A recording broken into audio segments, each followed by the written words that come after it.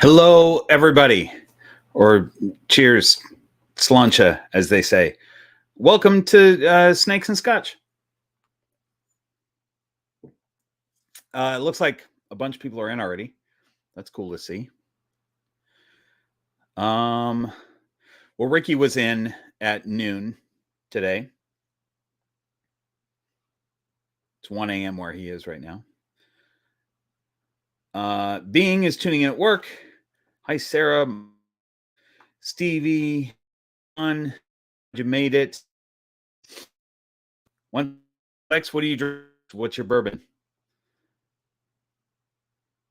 Let's see. Michael. Chubba Bubba Gum. It's a good name. Erica. I saw Erica yesterday. She came over and picked up her snake. That was cool. It was good to see you yesterday, Erica. Nice to meet you in person finally. Let's see where we at. David, Michael, Amy Bentley's in, you guys. Gerald, Ian's here. Ian, you're up. Wait, where'd you go? There you are. You're up late, man. Peace Pythons, which I clicked on. Natty's Garden. Hi, you guys. Hi, everybody. Gray Family Snakes is in. What's up, you guys? What's up, Gray Family Snakes? We'll show the snake that came from you later on. Let's see. I'm guessing that's probably Roger that's in from Gray Family Snakes.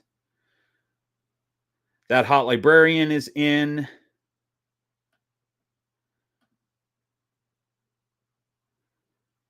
Okay, let's see. Whole bunch of people. Everybody's jumping in. Okay, so now I'm gonna have to start skipping because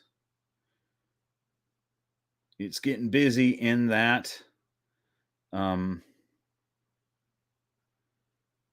It's getting busy in that comment section. So here is, let's see, hang on. Okay, here's what I'm drinking. Well, let's get this over with. This is Talisker, single malt Scotch, which is from the Isle of Skye, which is, there's 5 regions. We're not going to get too deep into this, but there's 5 regions in Scotland of Scotch where Scotch is made. And Highlands, Lowlands, Campbelltown, Speyside, and Islay. But there's also, Islay is an island, and they make really great scotches. But above that little island is a bunch of other islands. And one of them is the Isle of Skye. And all of those islands are considered Highland scotches, but they're totally different. And this is a really nice, heavily peated scotch that a friend of mine gave me this bottle. And it's lovely. If I drank it blind, I would have thought that it is an Islay Scotch, which I think probably a lot of the different islands around there taste similar to that. They're peated and they taste briny and salty, and they're delicious. And like caramely, but also really, it's like if you were sitting on the edge of a dock during a storm along the sea, right? Like not a lake, but a sea, and the salty water is being sprayed on you from this storm, and like you open your mouth, but at the same time as you open your mouth and you get all that seawater in, your grandmother gives you a Werther's Original. It's delicious. It's like that. It's like if that were to happen to you. Imagine that. That's basically what I'm drinking. It's wonderful. Quietly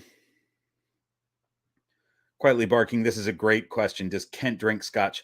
Kent does not drink Scotch. I'm not sure what he would do if he tried Scotch. My guess is that it would be a bit too strong of a flavor for him.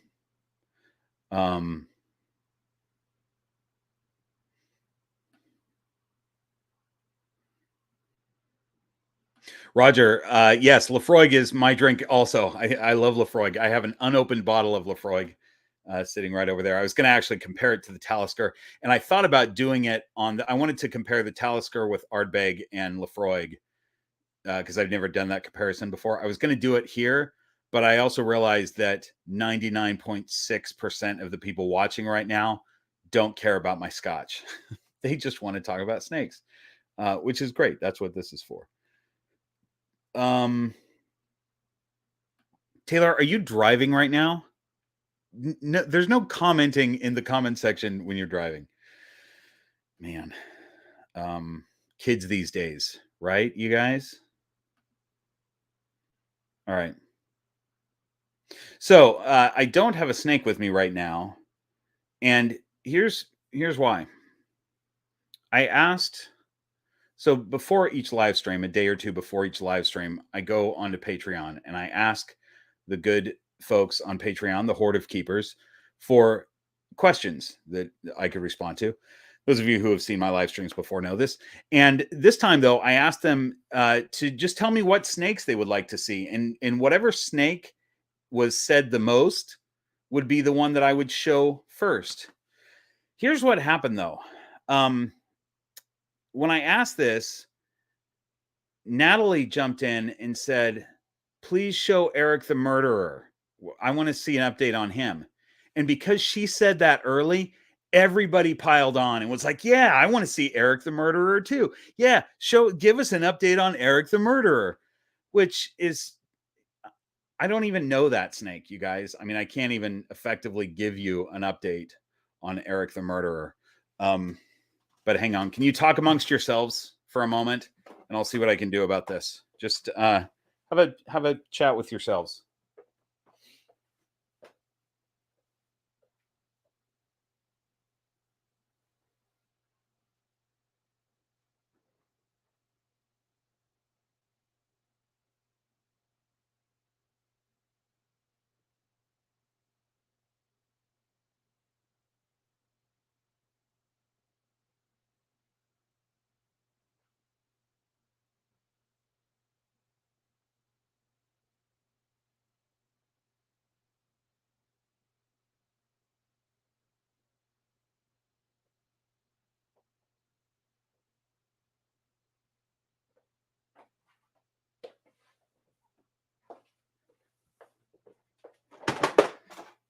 You guys,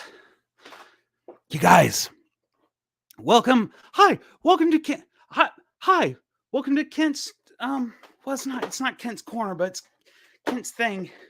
Welcome to Kent's thing. I'm gonna tell you about Eric the Murderer. This is hi everybody. I'm not used to a situation like this where I have a I guess this is a Windows operating system in front of me.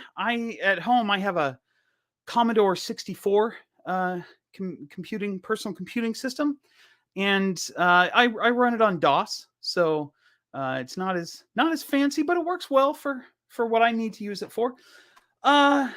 So Eric the Murderer, this is my snake. I have two snakes, and this is the one that I handle. Now, Eric the Murderer is named as such because he is a murderer.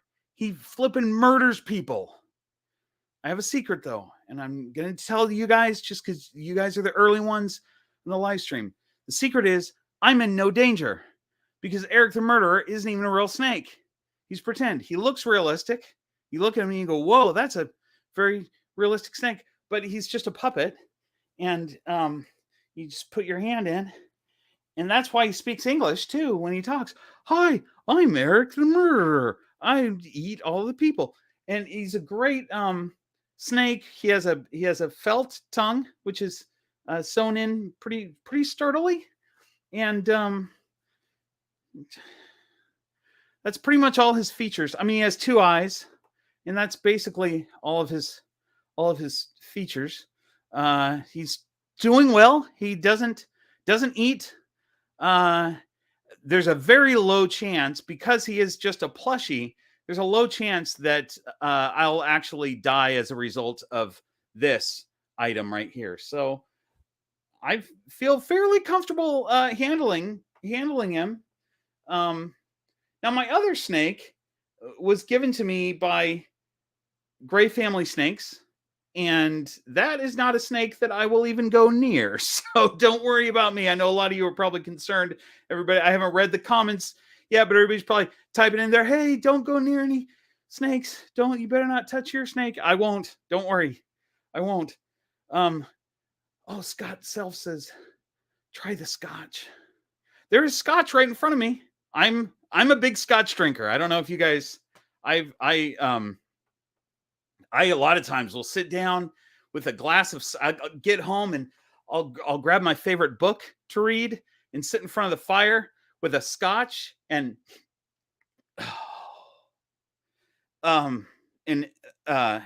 this one has a very pungent smell. I wasn't expecting that from this particular barrel. I'm gonna give it a try though.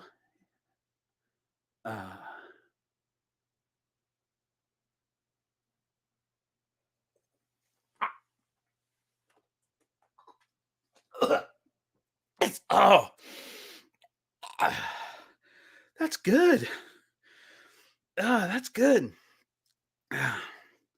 Thanks for suggesting that. That's really good stuff. Oh, that's nice. It's nice. It's a burning sensation. It tastes like fire mixed with vomit. It's like fire and vomit is how I would characterize this particular barrel. Okay, I feel like I need to I guess call my mom. I need to take care of some things. So I'm glad that I was able to show this and drink some of that. Don't tell Bob I drank that. He'll be real mad. Oh God.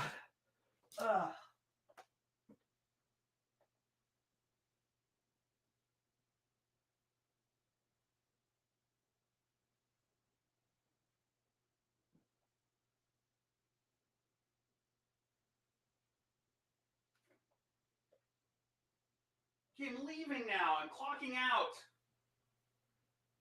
I didn't drink any of your Scotch. Well, I hope you wouldn't have drank my Scotch. Get your germs on it. Okay, you guys. So, there you go. From the guy who knows Eric the Murderer the best. And then, of course, I was able to take a break, which was nice. Okay, we got some super chats that we missed. Kent was probably supposed to check on those. Have to watch the replay and see how that went. Amy super chatted, Kent, show us Anya. Amy, the next best thing that I can do is Bob show us Anya. And I will. Hang on.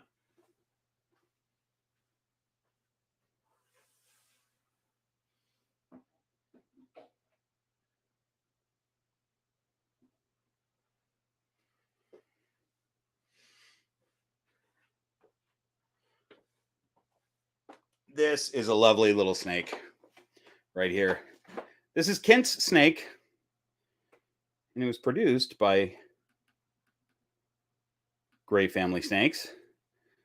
Roger, she is getting this big. About this big. And she's doing really well. She is a snake who is very active in the mornings. And, you know, some snakes are, some aren't. She's usually up and moving around in the mornings. And so she gets to explore the counter a lot. I bring her out a lot and handle her and put her on the counter. She's very curious about everything and doesn't really seem scared of anything. She's curious about this microphone. What a lovely snake she is. You know, I like different morphs and I'm excited about the look of snakes, but the main thing for me is their personality. Because, you know, they're going to be around for a very long time and the paint job is cool, but a snake for a long time. And this is a snake who's got a fantastic personality. She's just really cool and totally happy to cruise around, and we'll see if she climbs on my hat from the mic. She's a good weight for this mic. You know, every snake tries to climb on the microphone and I never let them because they're usually too heavy. Anya can do that. Okay, so there's Anya. Wait, I just passed a comment that was a really poignant comment. It's from a long time ago. Patricia says, Amy, I think that's more than a $2 request. Yeah, giving Kent such a snake.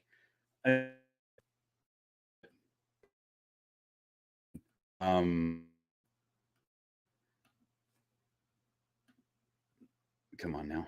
There we go. That hot librarian, Slansha. Thank you so much for that super chat for the Scotch Fund.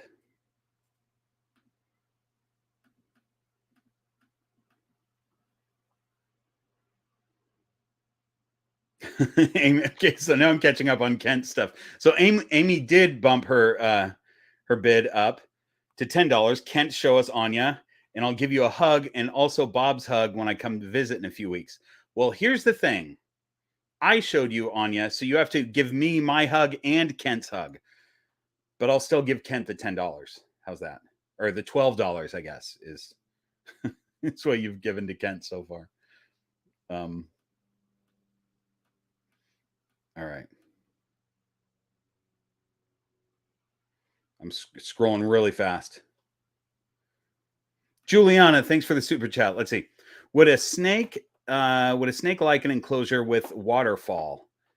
It's a dream project I have, but I want to know if it would be good for the snake and not just for me. So here's my thought on that. I mean, a lot of times people make paludariums for different animals. It's usually not for a snake. It's usually for an animal that is semi-aquatic. The concern that I would have, and I've never really thought about this before. I used to keep a chameleon. I had a Meller chameleon, which is one of the largest in the world. At the time that I kept it, I thought it was the largest in the world, but I don't think it is anymore. But I had this Meller chameleon that was in a cage, and I had a waterfall for it. And the reason is that chameleons don't drink standing water. So I had this really cool waterfall. The problem was that I had to clean that waterfall out constantly and take it apart and clean all the tubing out and everything because it gets bacteria builds up in it. And that's a problem. And Anya is a bit of a problem right now, but she's just stuck. We'll get her out when she decides to come out. Hey, do you want to climb on my hat? Look at how interesting my hat is. Why don't you climb on that? Get yourself out of that microphone. So that would be my concern about having anything. This is the same situation with having a fogger in with the snake, is you've got to clean that fogger out like weekly if you're going to do that. So that's my concern.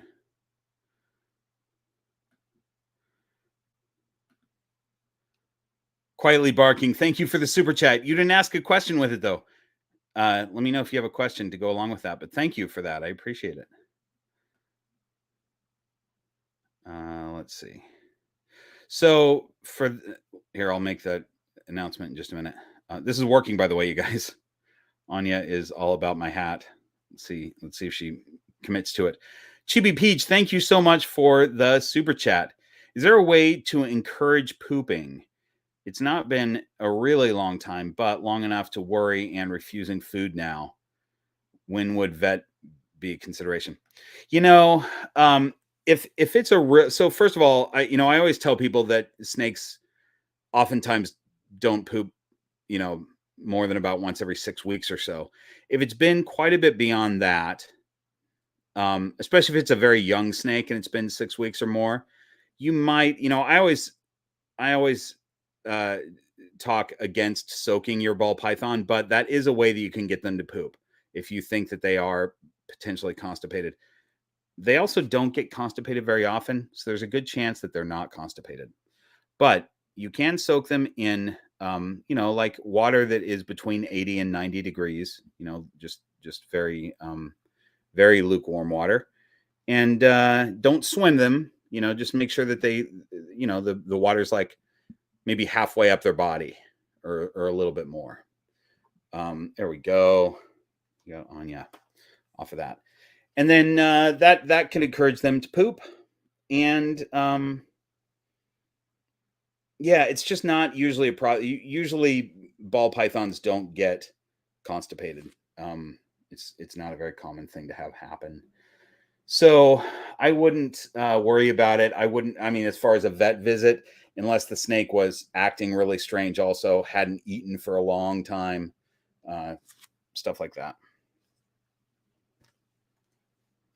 Okay, let's see where we're at.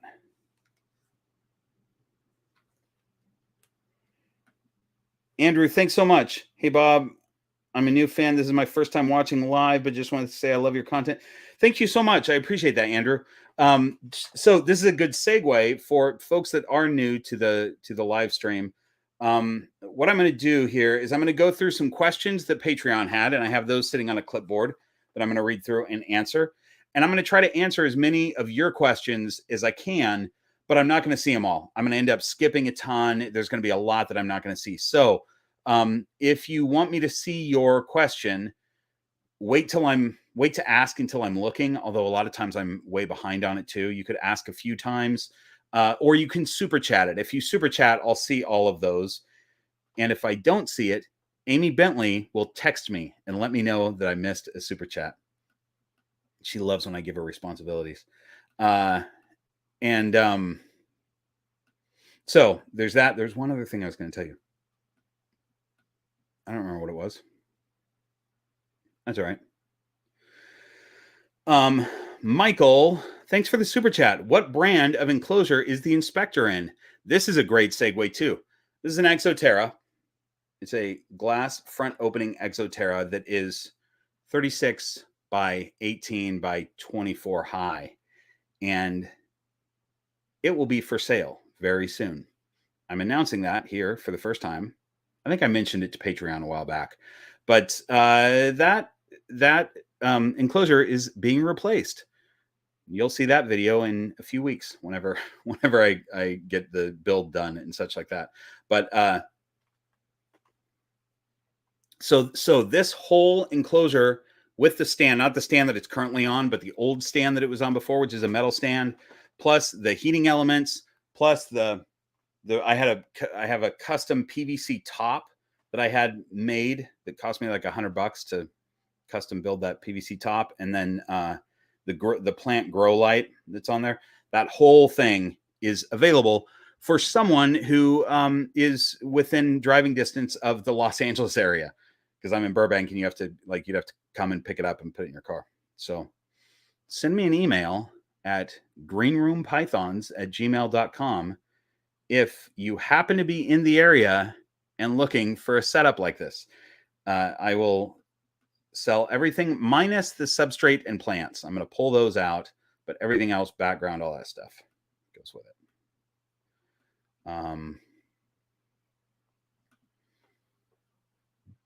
Gary's TNA Exotics, thanks for the super chat. No question. I asked if you wanted a Python art doll if they turn out. Well, while watching this, I pulled my first head out of the mold, and it is good. I'll send you a pic later, but it's a go. That's great. I love it. I love that idea. That's one that I saw you. You sent me a picture of you molding that one, I think, like a week or so ago. I remember that. That's fantastic. If that's the one that I'm thinking of, it looked great. And if it's not, I'm sure it looks great anyway. But I'm almost positive that's what we're talking about. That's fantastic. I'm excited about that. I love snake art, you guys.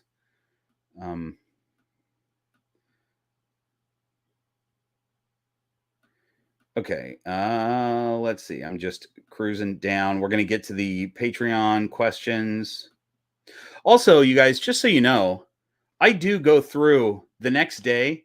I go through the lives, and I do read all your comments. So your comment will be read. And I always kick myself because there are comments that I really wish that I had responded to, but I missed. So Michael says, sadly, you're a 40-hour drive for me. Well, thanks for the super chat anyway, Michael. Okay.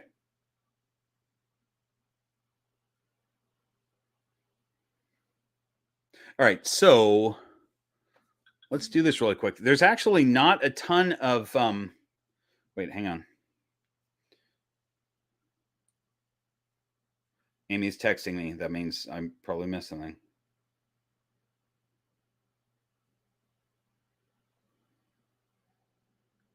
Oh, quiet. So Amy says, quietly barking gave you a super chat and forgot to leave a question, right? I remember that. That was just minutes ago. They would like to know if you think they should get a ball python or a hognose.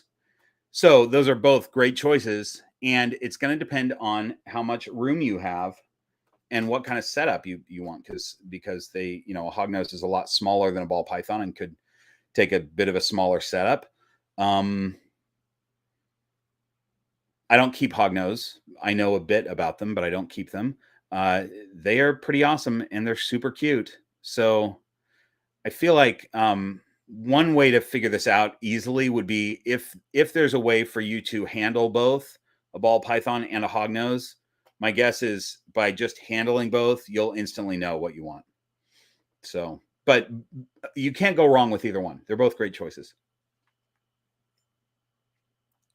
You guys all thought I was going to say a ball python. You thought I was just going to default to that. No. Okay.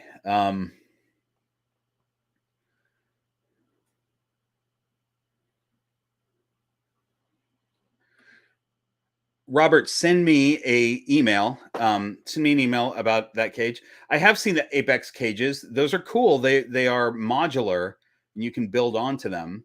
They're very cool. My go-to cage is always Black Box because not only they're a channel sponsor, but most of my equipment now and all my equipment that's cage related or hide related, my camera is sitting on a stack of hides right now to get it up high enough. But anyway, Black Box is fantastic, but Apex is modular, which is that's a cool feature for a cage. But email me if you want this, if you're interested in that one.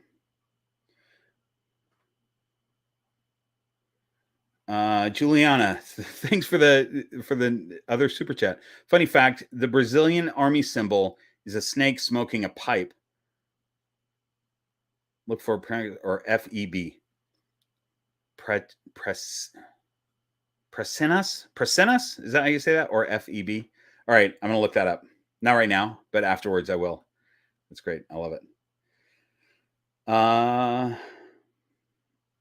Okay. Oh, here's another one. We got all the super chats. Hey Bob, what's my best option? I'm not going to even try to pronounce your screen name. No, I will. I will try to pronounce it. Oh, that's easy actually. Pigeon wing. Pigeon wing. It's pigeon wing.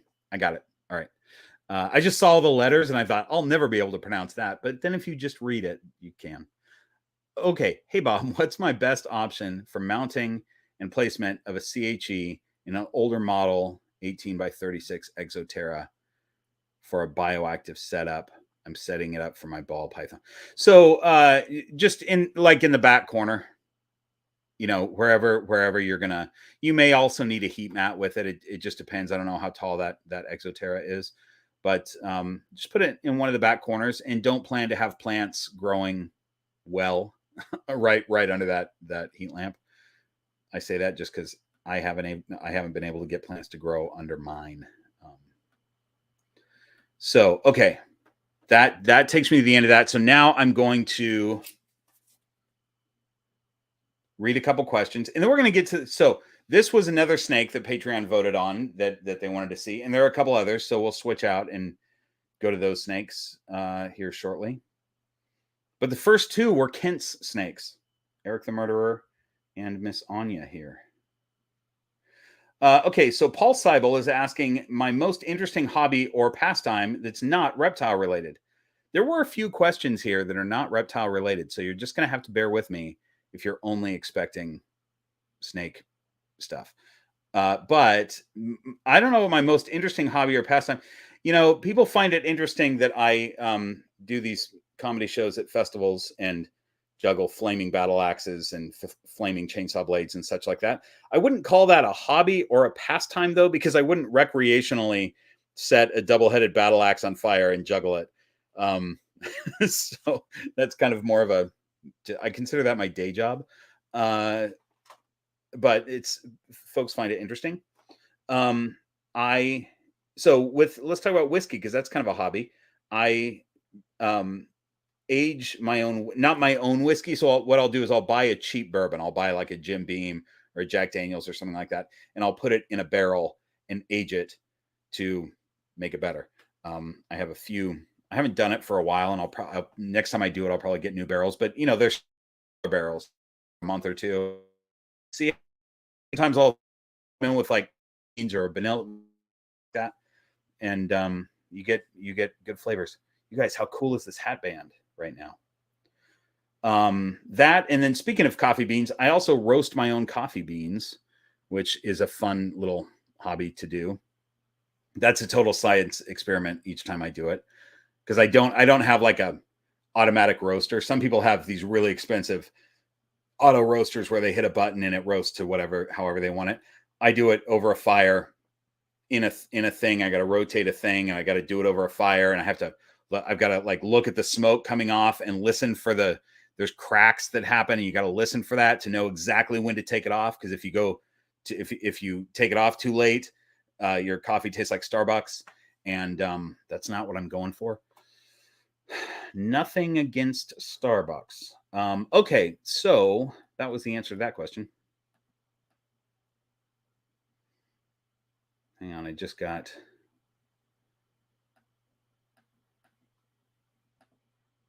Chibi Peach. Thanks for that super chat. Your hat band is stealing the show. Yes, she is. She's actually, I mean, that's a really good hat band, right? Like the color for this hat, it's really good.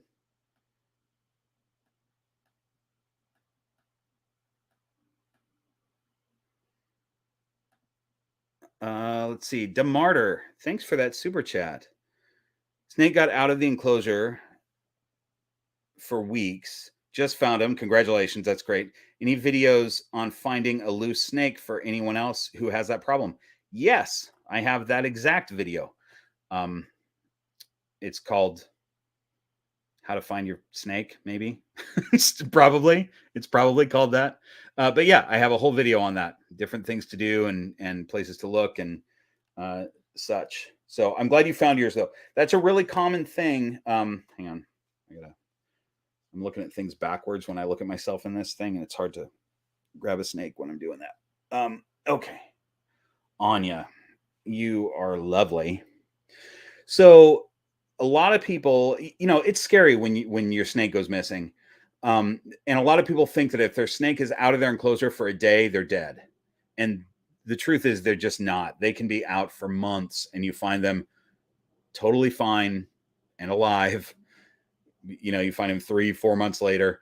A lot of times people talk about, oh, I mourned for my snake and went and got a new snake 2 months or 3 months later. And then 2 months or 3 months after that, my old one showed up again. So now I have 2 snakes. That happens.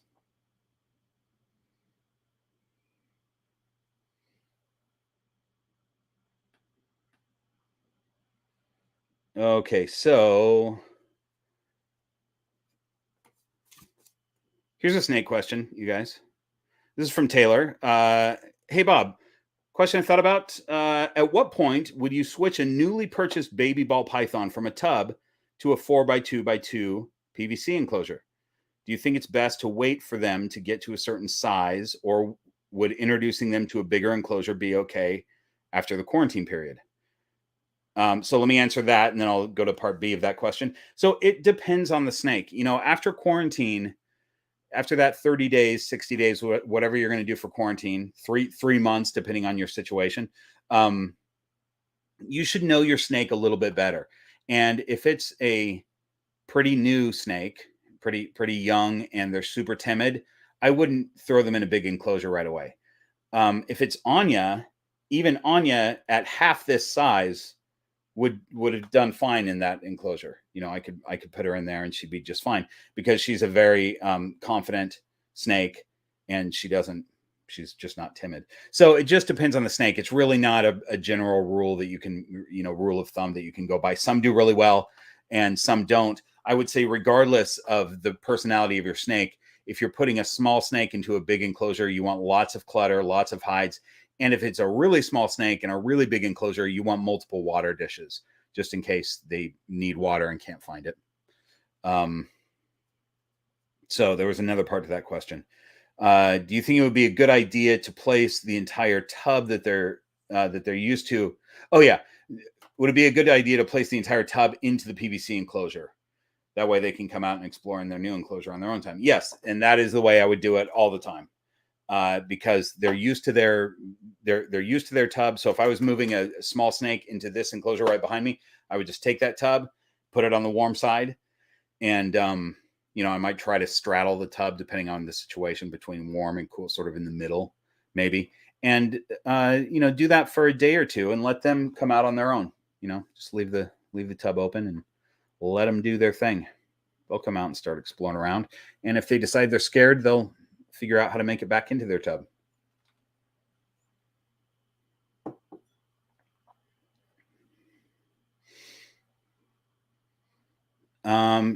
Jimmy Beach, every time you say something, you're super chatting. It's very nice of you. Bob, seriously, comedy, snakes, flaming axes. You're like the new age Renaissance man with a beard. Thank you. Yeah. And I do, when I do these flaming axes and such, this comedy show, it is at Renaissance festivals oftentimes. So yeah. It's fun. I do stuff that I think is cool. And a lot of people think it's not cool. They think it's super nerd stuff, but I just, you know, there's stuff that I think is cool. And so I just do it.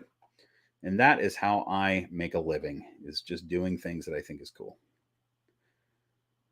And I recommend everyone else do that also. Do stuff that you love. Okay, let me get back to this. Did I answer that whole thing? Yes, I did. Okay. Peace Pythons says, I remember you saying that one of your snakes is trained not to go into the other racks when free roaming. That was Lydia Dietz, and she is trained not to go into the racks when free roaming. They're asking how did you go about doing that? So that was actually an easy thing to do. I'm going to put her back really quick, and then I'm going to tell you how I did that. And we'll grab another snake.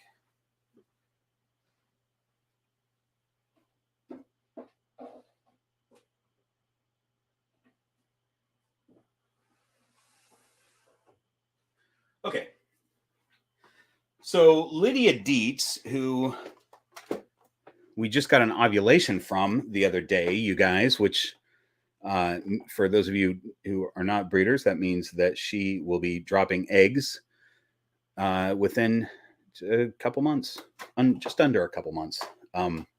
So that's exciting. Lydia Dietz is trained to not go into the racks. And the way I did this is that her tub was on the bottom. So she could come out on her own and just get to the floor and cruise around. If she turned around and started going into the racks, I would just pull her out. Like I would let her get in far enough to where she was in there. But I mean, not like let's say the first third of her body was in there. So then I would just pull her out and set her back in her tub. Not shut the tub, just set her back in there. And then she'd go back again and try to get back there. I'd pull her out, set her back in the tub. And I did that for, I would do it a bunch of times at once. And then the next day we would go over it again and we would do it a number of days in a row. And what that does is it tells her that going into the back of those racks leads back to her tub. And she wants to explore. She doesn't necessarily want to be in her tub. So I didn't do it as a punishment. It wasn't like a punishment. You're back in your tub and I shut the tub. It's just, that's where you're going to end up. Like if you go back there, you end up, that's where it leads to, is your tub. And so once she figured that out, I have a number of videos where I demonstrate this, of her like poking her head into the rack, and she gets her head in there just a little bit and then she backs out and comes the other way. So it's pretty cool. I started teaching Tiger Lily that as well, but I lately haven't had reason to. She's up higher now, so she's not coming out that way as much anymore. But I was trying to log to see how long it would take, like how many times it would take for me to pull her out and put her back in her tub before she learned it. And I just couldn't finish the experiment because she's up too high now. Danielle, thank you so much for that super chat. Danielle says, super chatting just to say hi. We appreciate you, Bob. Thank you so much. I appreciate you, Danielle. It was really nice. Have I missed any, by the way, since I've been talking? No, I haven't. I don't think. All right. Where are we at here? So that, yeah, that was a bit of training that worked really well. It didn't take very long. So Tina says, have you ever accidentally set your beard on fire? It's a great question. Speaking of juggling flaming battle axes and such, I haven't as of yet, and I hope never to. I did, however, last season, the beginning of last season, set half my mustache on fire. And when I say set it on fire, it doesn't go up in flames. It's not like it's just there and burn. But you know what it's like when hair gets burned, right? It's gone really fast, and it does not smell good. So here's what happened. I'm going to tell you the circumstances surrounding this. So and I'm going to spoil my act for those of you who end up at a Renaissance fair and want to see me. But one of the things that I juggle in my act is cowbells that are like on a stick. It's like a cowbell on a stick. It's really stupid. But it's some stuff that I have. And so I use that in it. And they're not flaming though. They're just cowbells. And the audience always, for several years, they would constantly be yelling, we want flaming cowbells. Set one on fire. And you can't set them on fire. So I had my guy who builds my silly stuff that I juggle. I had him build me a flaming cowbell. And he was all excited because he had never built one before. So he made this thing and sent it to me. And the first time I tried it was at a festival. I didn't try it like on my own, like, oh, I should practice with this. No, I waited till I was actually performing to light it for the first time. And it went really well. It was cool. It, flames coming out the bell of this cowbell. And I went to blow it out. And here's the thing that I didn't think about. You might, but I didn't, which is that when you blow on fire into a bell, the fire is not necessarily going to be extinguished. It's going to just go into the bell and then back out into your face in a glorious fireball. It looked amazing, I'm sure. But it will also burn half your mustache off. So that happened. And when it's this part of your face that has burning hair that's right under your nose, that doesn't smell good. Just so you know, that's not a delightful thing to smell for the rest of the day. So that happened. You know what I should do? Because you can barely tell. You could barely tell visually what happened because I have a pretty thick mustache. But I bet that whatever video I shot and posted right after that happened, I bet if you look close, you could see it. I should figure out what that is. If I remember to figure out what that is, I'll tell you guys in the next live stream. Okay.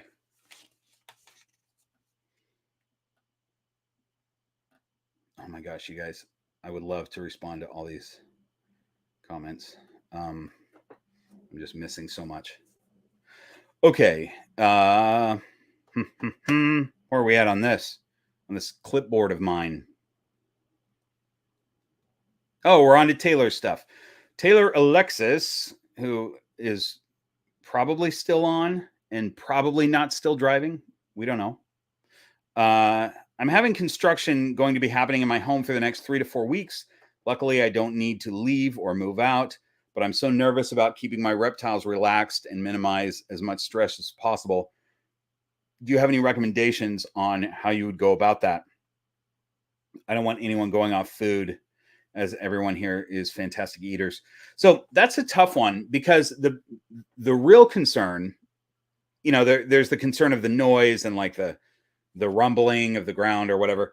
The major concern though is potential stuff in the air that you don't want your pythons to breathe. So for instance, when Lewis, my neighbor, who is a metal sculptor, when he's out there welding, I make sure all my windows and doors are shut because I don't want that welding stuff coming in and having the pythons breathe that, because that's bad news. So any of that construction stuff, you just want to make sure that that's not circulating in the house, or at least as little as possible. And I just noticed this. Hang on, I'm going to finish my thought. Amy says, "Don't worry, guys. I'll figure out what video it is." She will too. She'll know what it is. Amy, I'm gonna have to tell you what date I did that. It was before your festival. It was before the one in Utah, but I can't remember exactly. So I know what festival it is, so I'll look it up. So anyway, beyond that, the noise and the rumbling and stuff like that might be annoying to the animals. It might cause them some stress. There's not much you can do about it, though, other than moving them into somebody else's house temporarily. But I don't think you need to do that. I think it's just a matter of watching them and making sure they're okay. And, there's not much you can do. Sorry, that's not the best answer. But if it was fumigate, move them to somewhere else. And so that is an option, but I don't think it's necessary for just construction work. That's blocking the camera. So Amy's texting me again.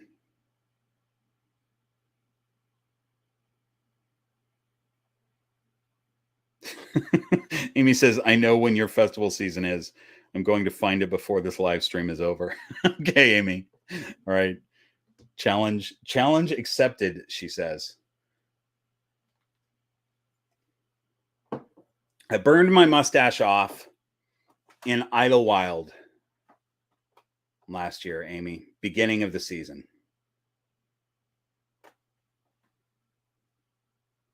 That's all I have to say about that. It's hard to see, though. It was hard to tell. Like, I wasn't worried about it because you can't, you've got to look close. Okay. Where are we at on this?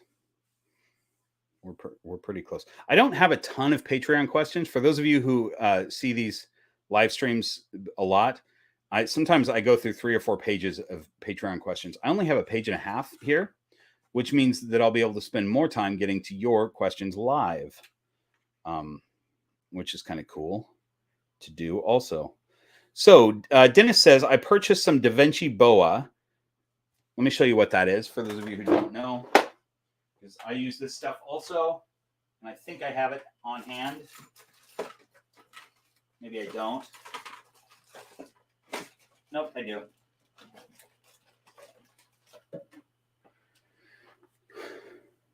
Da Vinci boa. This is it's basically just vitamins and calcium, and it's not something that you would just give to your snakes like you give your lizards a calcium supplement. This is specifically for getting your snakes that aren't very good eaters back on food, and it works with some snakes and it doesn't with others, and it's pretty expensive. So this bottle, I think this bottle was $80 maybe. So Dennis says, "I purchased some Da Vinci boa, administered it to two ball pythons and a red-tailed boa. Used a pipette, found it easy task to help with help of my wife." Yeah, you've got to put it in a pipette and open their mouth. It's stressful for the animal, but and sometimes they spit it out. It can be challenging. But Dennis is saying that it was pretty easy. That's good. The boa was so chill about it. He did not skip a beat and was his happy self. That's cool. The ball pythons weren't very upset either. That's great. 2 of the 3 ate within 2 to 5 days. The other went into shed. It felt good to know they were given a healthy supplement. The question is, how many other followers of yours have tried it and how did it go? That's a great question, and I don't know the answer to, but if you are watching this right now, or if you're watching this later, put down in the comments if you have experience with Da Vinci boa and what your experience is with it. My experience is that it's worked on a couple of snakes sometimes, And so I like it. I'm almost out of this bottle, and I'll buy it again. I'll buy another bottle and just have it on hand. It doesn't work with every snake, but I think it's a reliable thing to use. And it also, you know, again, I would not just randomly open my snake's mouth, shove a pipette down their throat, and just to give them a vitamin supplement. I would only do it to get a snake back on food. But it is nice to know that even if they don't get back on food, it's nice to know that they get a little vitamins and calcium in their system if they haven't eaten in a while. So that's kind of cool. I put this away as though I was done with it, but I'm not done with it. There goes. I guess that was Echo's light that just went off.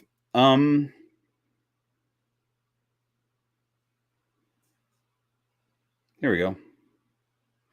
Oh, Rebecca, this is an interesting question. Rebecca asks, do you ever play music while your snakes are out? Do they respond to it or crawl all over your instruments? This is just my excuse to ask you to play something. So I will, and this actually is a great segue, because one of the snakes that I'm going to get out, I'm going to tell a story about, and this snake was requested anyway. I'm going to get out the Sundance Kid. And so here's the thing. I don't think that they hear music. If I don't play bass, if I was playing bass, I think they would hear it. But I don't think that they can hear, especially if I play a ukulele or a mandolin, the stuff that's really high pitched. They're not hearing that, but they definitely can feel it. And the Sundance Kid is Lucy's favorite snake. Lucy is the young lady who comes in and takes care of my snakes. And she also takes ukulele lessons from me. So when she comes in, the first snake that she always grabs is the Sundance Kid. And sometimes she sits there with him in her lap as she plays. And one time he kind of crawls around, like he'll crawl around her, and she keeps him nearby, but he kind of roams. But one day she started playing before he started roaming, and he stayed with his body. He crawled around, but he kept part of his body on the ukulele the whole time. He wouldn't leave her lap or leave the ukulele. Which was so weird. I think he liked the feeling of the vibrations that the uke was giving him. So let's see what happens. I haven't tried it with him since. This was a long time ago. But let me grab him, and I'll grab a uke, and I'll play something, and we'll do that experiment and just see what he does.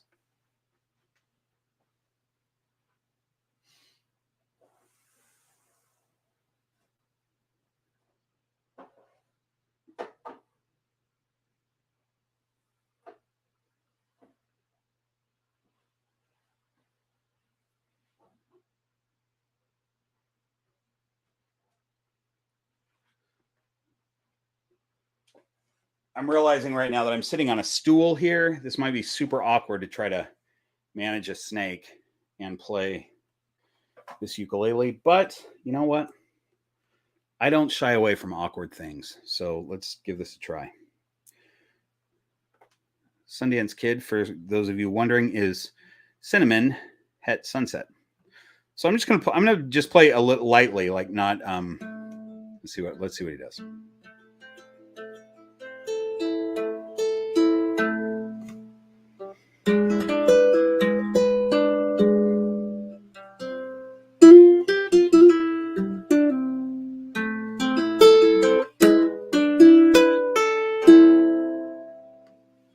Okay, I'm gonna move this thing so that I can. There we go. Okay.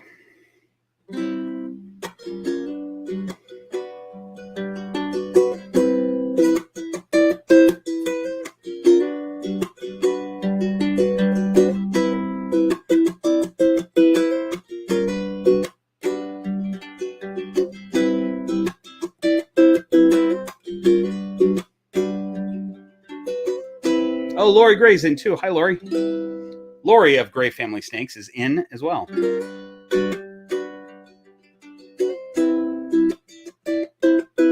So I can't. Here's the thing: I can't really tell because he doesn't have anywhere to go. Because except now he's on the soundboard. He can't really go onto the floor because he's just sitting on my lap. And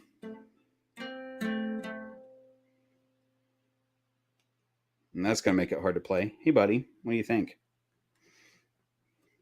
Let's do this. I think I can play this and try to keep him off at the same time. Nope. Hey, can I encourage you to not mess up my thing here?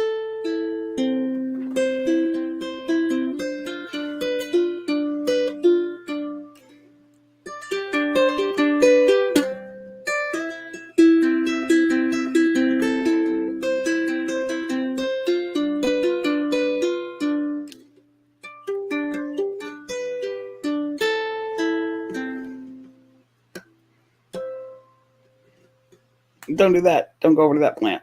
All right. So I'm going to say that is him not super interested in the ukulele, just because he was trying to crawl away from it. I'm going to now just hang on to him and not the ukulele. But oh, Danielle, thanks for tipping for the free music. That was maybe I'll try to play something else later that when I don't have a ukulele or a snake in my hands. It's tough to manage both. Those ukuleles can be wily. All right. Did I miss any super chats? I don't think so. And Amy would tell me if I did. All right.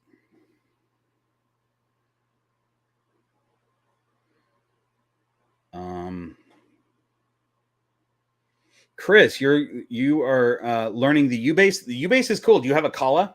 Kala makes a really nice U-bass. There's a couple companies that make them, but I really like Kalas. I mean, that might be the only brand that I've played before, but they're really cool. A U-bass, for those of you who didn't figure that out with context clues, is a bass that's on a ukulele body, basically. And it has really rubbery strings. Like the strings are totally different than actual bass strings, which are pretty cool. Okay, so that was that. That was a long answer to that one question. Okay, we're at the last 3 questions, and they all come from Amy Bentley. Amy asks, number 1, what is your most random prized possession? Like the most random thing you own that nobody else owns, that you can be totally smug about owning. And then she puts in parentheses, no snakes. So something that's not a snake. I own some weird things, but I do have this thing that's within reach. I don't know that I'm smug about owning anything, because I also don't own a lot of stuff. I'm kind of a minimalist. But this is, my sister gives me really cool gifts. And this is the jawbone of a prehistoric cave bear from the Ice Age. So what are we talking? 35 million years ago, maybe? Am I right about that? Is that when the Ice Age was? So this is like a juvenile cave bear from somewhere in Eastern Europe. That's where cave bears lived. And that's pretty cool. It's pretty cool to have a jawbone. It's a juvenile because it would be much larger if it was an adult. So I like that. That's a cool thing to have.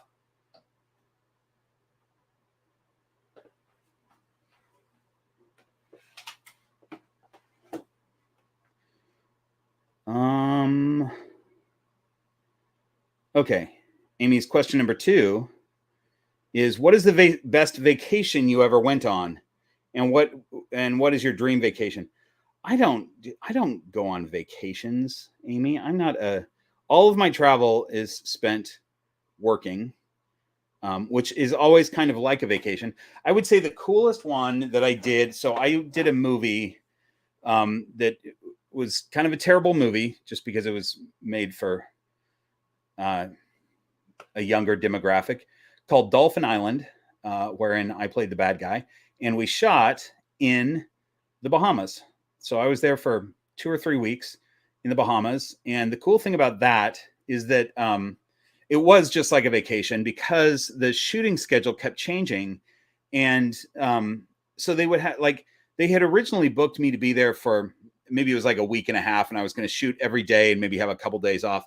But it turned into like 3 weeks because their schedule kept changing. And so it would be that I would shoot one day, and then I'd have the next day completely off. And then I'd shoot the next day. I'd have every other day off. And so every other day I was snorkeling, I was fishing. In the Bahamas, you don't use a fishing pole. You just grab line and bait and drop your line in and reel it up by hand. So that was cool. It was beautiful. It was great. That might be one of the best ones that I've been on. And what's my dream vacation? Some jungle, Amazon, somewhere in Asia, Africa, Australian outback, all those things. I mean, that's not jungle, but you know, anything like that that's out in some crazy bit of nature. And then her last one, there's a couple super chats I think that I missed, but I'm going to get to Amy's last one so that I can put away the clipboard. Amy's last one, very important question. If you were a drag queen, what would your drag queen name be? Really great question. I would say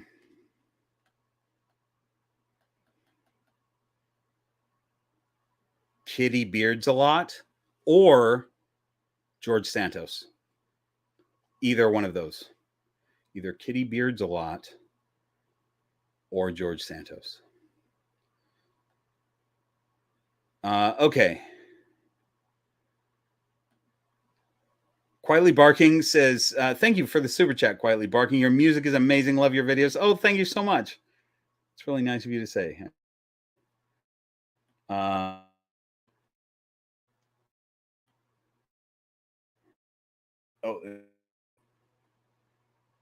Quietly Barking also asks, you should hold the Super Dwarfs.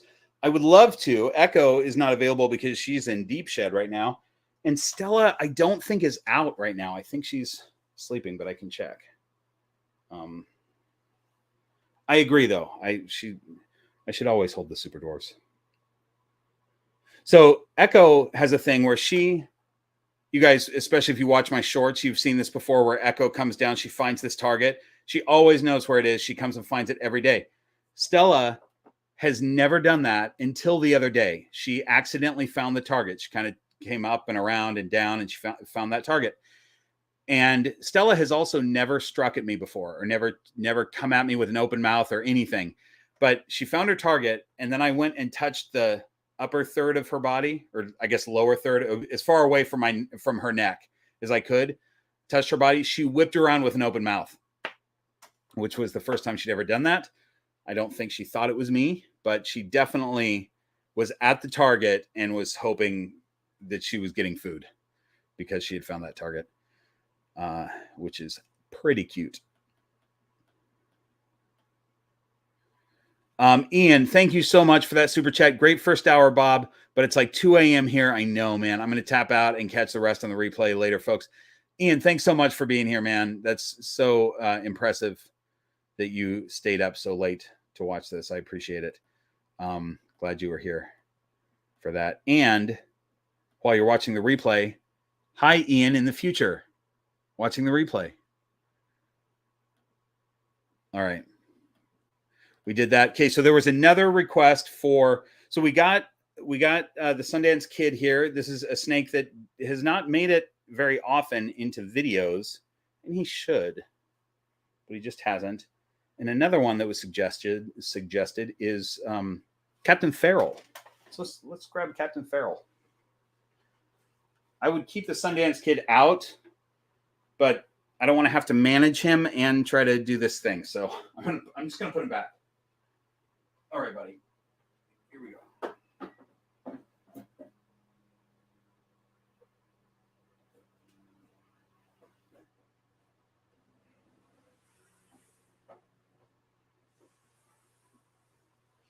Captain Feral.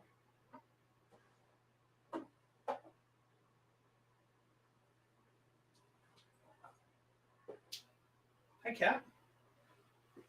Hi, buddy.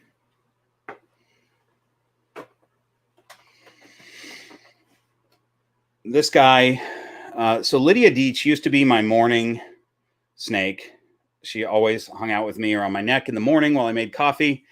But Lydia is a mama, getting ready to be a mama, so she hasn't been out very much.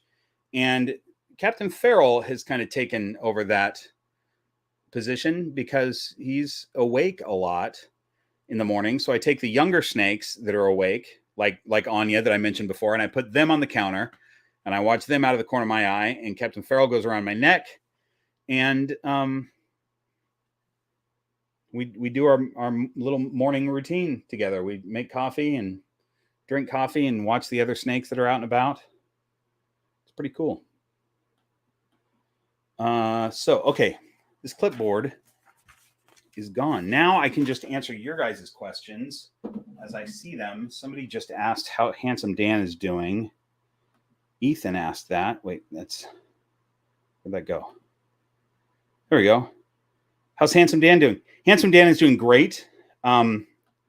He's fantastic. He just went to the vet to get panels done, and we'll have the results of those back in a few weeks. Just because I mentioned this before, can't remember on what, maybe just another video, but he's a boa, and boas can carry IBD, and pythons can carry it too, but it's more common in boas.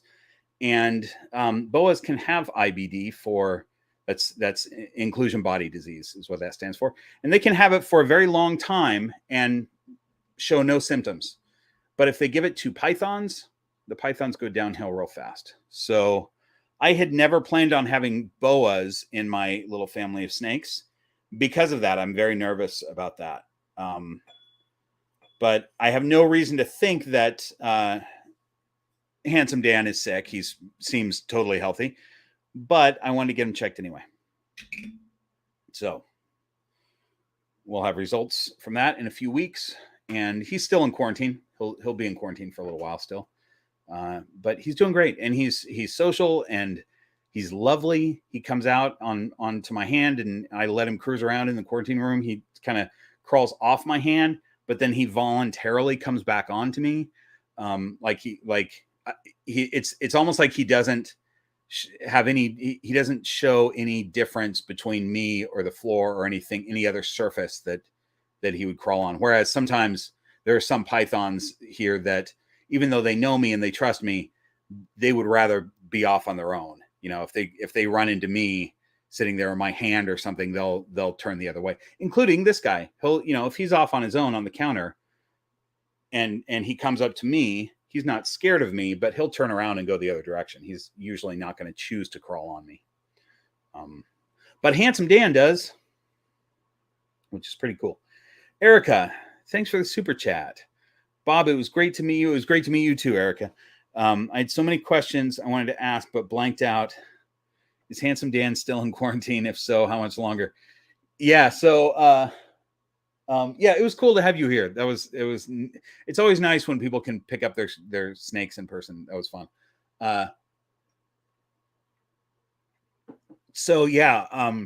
Handsome Dan is about halfway through quarantine. So he's maybe a little over halfway through. I want him in quarantine for about 3 months, and I think he's about 7 weeks in or something right now. I might just do another check on for IBD with him also. Roger, Great Family Snakes tests all their snakes for NIDO, which is great. And Boyd panels in the boas. I don't know that. Did I know that you have boas, Roger? I don't know if I knew that. That's cool though. Roger, I want to talk to you about what clutches you have coming up. So we'll have a chat. We'll have a chat later. You guys, there's 100 people watching right now. Exactly 100. If you're watching this and enjoying it, have you hit the like button? Because that helps. These are, I don't know what the YouTube algorithm does with these live streams. My guess is they don't push them out to as many people. And that's okay because they're kind of a niche thing. But I know that hitting the like button does help the algorithm. It does help YouTube to go, oh, this is something that people are enjoying, so we're going to push it out to a few more people. And so that's helpful. I always forget to ask that. I forget to ask it in my videos too. Sometimes, occasionally, you'll see like and subscribe signs in my videos, like just hidden somewhere. but I usually forget to do it.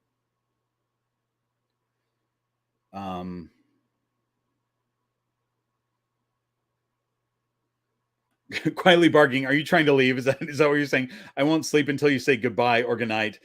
Quietly barking. Goodbye and good night. I hope you sleep well.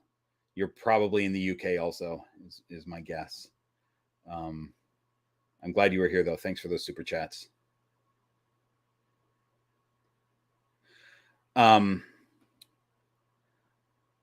IBD cannot be treated. It's like Nido in that if your snake has it, it's a big problem. It's a big problem. So no cure for it. Quietly barking. See, I already did it though. Good night, Bob. Please say it back, or I'm staying up. You know what? I shouldn't have said it back. I feel bad though if I don't. I almost wish I hadn't said it now, so that you would stay up. But I don't want people to. I don't want people to lose sleep just because they're trying to stay up for a live stream, which you can watch the replay on too. So. Oh, Roger, come on! You've got 3 Madagascar tree boas. Are they are they Sanzinia? Is that what we're talking about? Because if they are, I'm super jealous.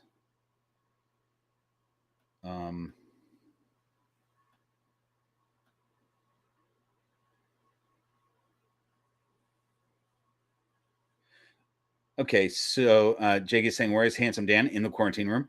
I really hope you keep him. I will say here and now that I am keeping Handsome Dan. He is a keeper.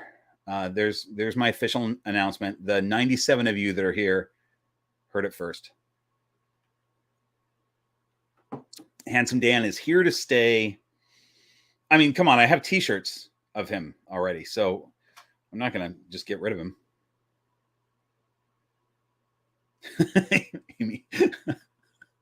Amy says, thanks for the super chat, Amy. Would you say that it was approximately 11 months ago that you lit your mustache on fire? Sure. Yeah, totally could have been 11 months ago. If I know that your goal is to find this before the end of the live stream, Amy, but if you waited till after and I could check my records, I could see exactly when I was in Idlewild for that particular festival. And I also, hang on, I might have it here on my phone. I also may not remember. There's like 3 festivals in Idlewild that I do each year. And so let's see, 2022 fair info. I think that it was the Idlewild Celtic Fair, which was May 13th through 15th of last year. Yeah, it was. Yeah, it was like May 13th that I did it. So my guess is that whatever video that came out maybe 2 weeks after that, you'd be able to see. I don't know.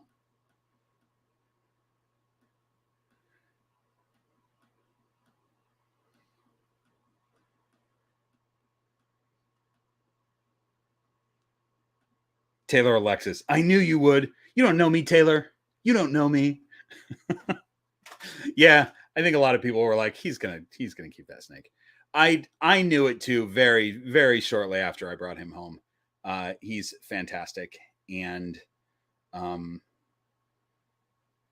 yeah, I like him. I think it's cool to have a boas are not that different behavior wise than pythons. And I don't mean this species of boa versus this species of ball python, but just in general as a snake, it's basically the same thing. And it's also the same care requirements pretty much. I'll talk about that in a future video, but it's pretty much ball python care requirements, at least for this species. This is a mix, but it's a Central American boa, which is kind of a dwarf, a smaller species. So he's not going to get even as big probably as a female ball python. You know, he might get 4 feet, maybe 5 feet if he eats a lot, but he'll probably be a 4-foot snake is my guess.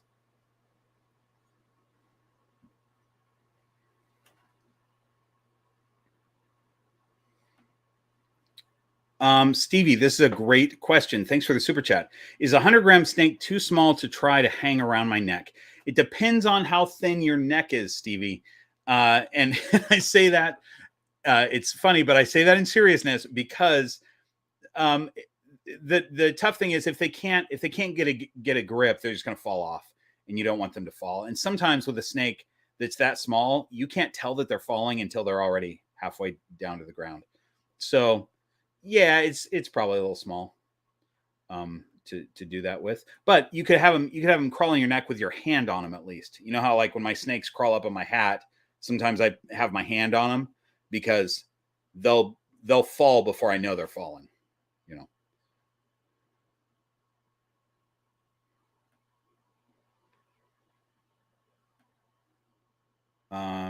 Gary's just sent you pics of the snake's head.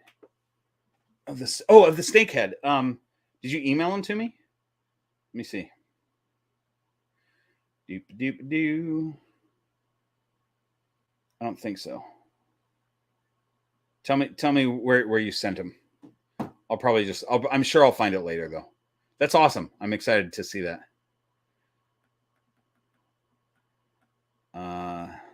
Okay.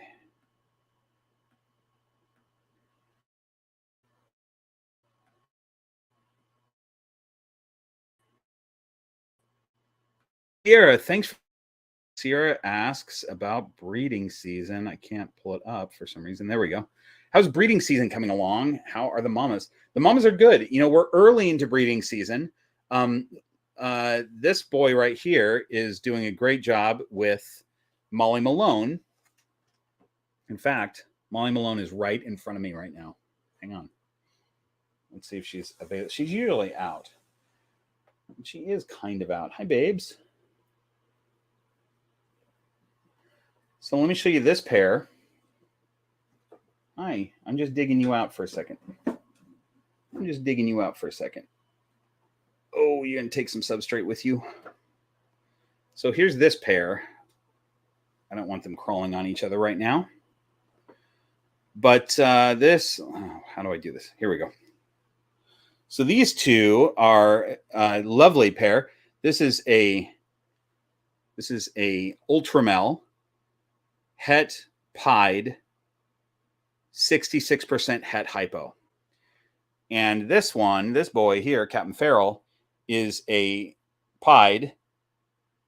I think he's 50% Het Ultramel. Maybe he's 66. I can't remember. Amy will know. But he's possible Het for Ultramel. So he's not even I'm not even guaranteed to get Ultramels. But he is Het for Hypo. So we've got the possible of Ultramel Hypo Pieds in this combo.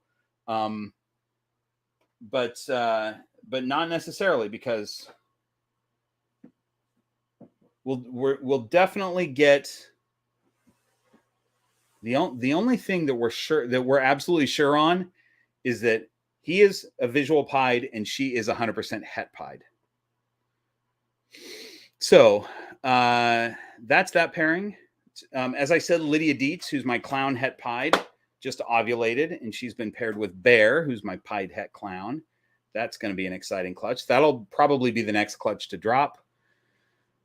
And then everybody else is just doing their thing, and they'll probably go late in the season. I'm breeding Freya this year with the Inspector. So she's gone 2 years in a row with Ron, and now we're gonna try to get some. You know, she gives the most beautiful. First of all, the most beautiful Orange Dream, which is so weird because she doesn't show Orange Dream at all as an adult. But she throws beautiful Orange Dream babies and really beautiful Calico. So I'm excited to mix that with the Inspector's Banana, Inchy, possible Fire, Inspector's Orange Dream. Also, we're going to get a bunch of super Orange Dreams probably. The inspector actually is very possibly super orange dream, but we can't tell. Oh, Roger just sent me something.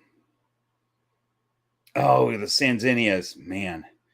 If you guys don't know what a Sanzinia is, look them up. Roger, that's fantastic. I'm so jealous. Madagascar tree boas are absolutely beautiful. One of the most beautiful snakes. Thanks for sending that pic. So cool. Amy, thanks for the super chat. She says, guys, I got nothing. Bob's facial hair is just too epic, and it makes no difference if it was recently a flame or not. Sorry, Amy, for the wild goose chase. Yeah, it's hard to it's hard to see. It's hard to tell. So funny. Here's Amy saying Captain Farrell is leopard. Oh, that's right. I forgot to mention that he's leopard inchy. He's leopard inchy pied, 50% het ultramel. That's what I thought. 100% het hypo. Yeah. Yeah, that is true.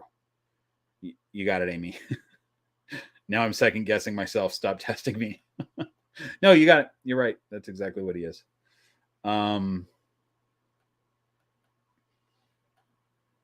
Chris, thanks for the super chat. Firstly, you, sir, rock my socks. Oh, thanks. That's really nice that I rock your socks. Secondly, have you ever dealt with spider mites in a bioactive enclosure? No. I'm thinking about trying predatory mites.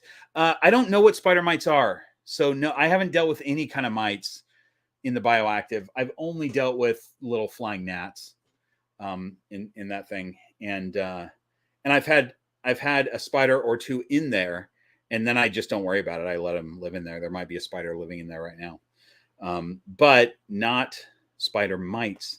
And yeah, predatory mites, I've looked into those. I haven't had mites in the green room, but just in case I ever do and they get into the bioactive, I want to have some sort of solution where I don't have to tear apart the bioactive and redo the whole thing. So I've looked into predatory mites, and I don't know that we can have them here in the US. I don't know that we can get them. Somebody comment down below and let me know if we can get predatory mites in the US. I know they're a lot easier to get in the UK.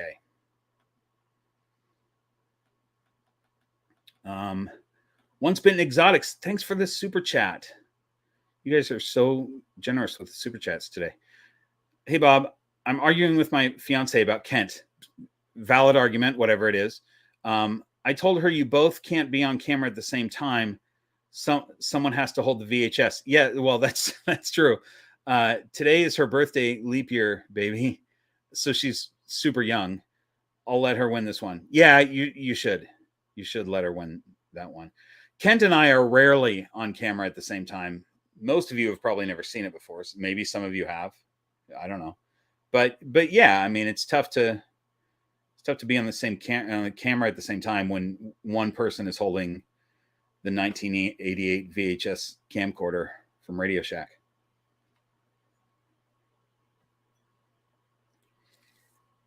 It's quite a videotaping machine. Will says predatory mites are available from Amazon. Gary's says predatory mites will kill your bioactive. I hadn't heard that. I'll have to look into that because that's good to know before I dump them in there.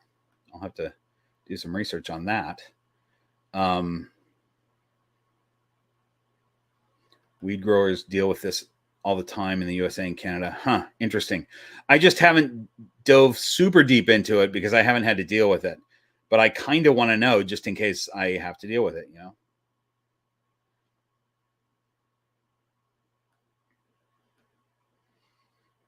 Ethan says, Kent drank your scotch. That's unbelievable. I can't believe he would do that. Also, Inspector Baby should be so cute. Yes, I agree. I'm excited to get babies from the inspector. Okay. I'm going to put this boy back. He's not used to coming out at night. This is not he's used to looking for food at night. This is a young man who's very food motivated, and he likes to be out looking for food. So this is probably a little bit of a weird experience for him that he's out just cruising around in the evening. So let me put them back real quick.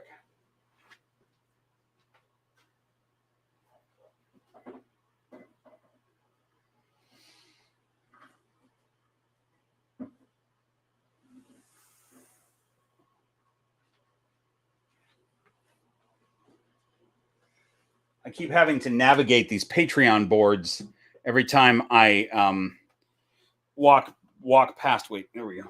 Every time I walk past. So I'm just going to place them on this side of me so that I don't have to worry about tripping over them. These, by the way, as I'm placing them, I can't do more than one at a time. They're very heavy, as you can imagine. These, just incidentally, are the people who support Green Room Pythons on Patreon and keep the channel going. And well, that might have woken up Stella because I just bumped her enclosure with the board.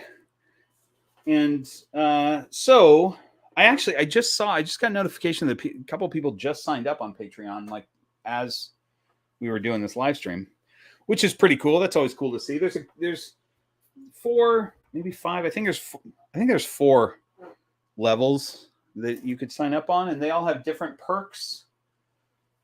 And you know, one of the perks for everybody is you get your name handwritten as neatly as I am able to write on these boards. My handwriting is not neat. For those of you who get any handwritten mail from me, when I send out t-shirts or sticker packs to Patreon, those come from me and I handwrite stuff. So you know what my actual handwriting looks like. The merch, you know, when I started Green Room Pythons, people were asking for merch, and really early, and I just I couldn't get it together. Here's our 2 channel sponsors. You guys, I feel so lucky that Black Box Cages and Lane Labs, who does frozen rodents, sponsors the channel. They're both great companies that I really like and used before they were channel sponsors. But anyway, the merch, I couldn't figure out how to do it, whatever. And then what I ended up doing is I was like, all right, I'm going to start a Patreon, and I'll make it so that merch is available to Patreon supporters. So if you support at a certain level, you get a t-shirt, you get sticker packs, and that was it. And then recently we started this spread shop where you can go and buy merch, but the Patreon merch is still Patreon exclusive. And that's the only merch that I actually physically have here that I put into a bag and write a little thing and mail from here. If you buy merch from Spread Shop, it's really cool, but it just they handle those orders because I wouldn't be able to fulfill all that.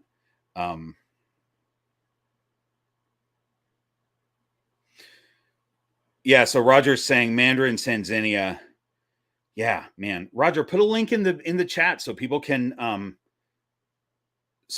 see that on your Instagram. Maybe you did already. You probably did, and I just missed it. But man, those Tanzania and green Tanzanias, which are more rare than the Mandarin, those are incredible too. Those are crazy looking snakes. Erica, thanks again for that super chat. Is this shirt going to be available for purchase? It is actually. This is on the if you look below this video, you'll see the merch store, and this is one of the designs that's available for shirts, and I think there's a mug with it. There's 2 Handsome Dan designs that Amy did, by the way. This is Amy drew this, you guys. Amy Bentley. This is her design and her drawing of Handsome Dan, which is fantastic. I love it. And speaking of Amy, she's asking, did Marty get that shed off yet? No, but I haven't checked on her since this morning. But she wasn't ready yet. She was still kind of in zombie mode. But I'll check right now. And did the little boy start his shed yet? No, he hasn't yet. He just hasn't eaten anything big enough yet to start shedding. My guess is after his next meal, he'll start a shed.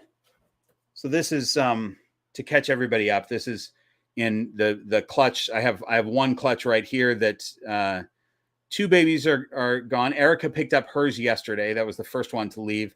And then another one was shipped out today. But otherwise I have all the rest here, and they all shed except for the 2 that have Amy's name on them.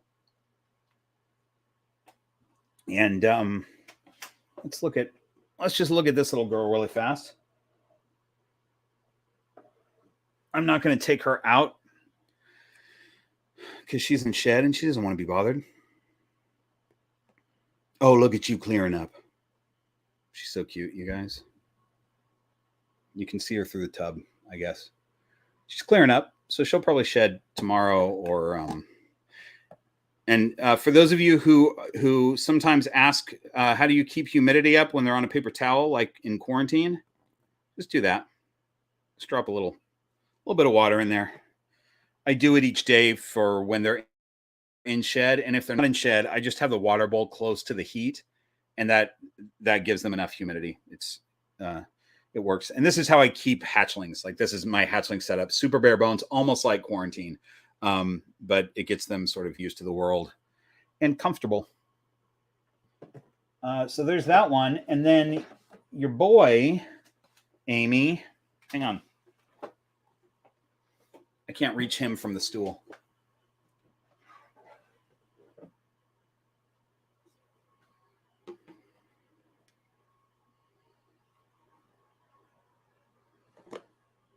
Oh my gosh, look at this little boy. He's so cute. This is, let me see if I can get the camera to focus on him. This little boy is Inchy, Asphalt, or Yellow Belly. And he is the most beautiful caramel color. He has a perfect circle on his back, a perfect little circle. Just when last, I was that. But this guy, it took him a while to figure out how to eat. I mean, not too long. But he took a meal and then he skipped a couple meals. And then and now he's all about it. So he'll catch up. He's still tiny. He is not even 100 grams yet. I'm guessing. He's probably 70 or 80 grams right now. Little tiny boy. All right, let me put him back. Except he's escaping. He's escaping. Hey, young man. Do you want to hang out? Is that your deal? All right, you can stay out. You're just moving a little bit, huh? You got alerted and now you're moving a bit.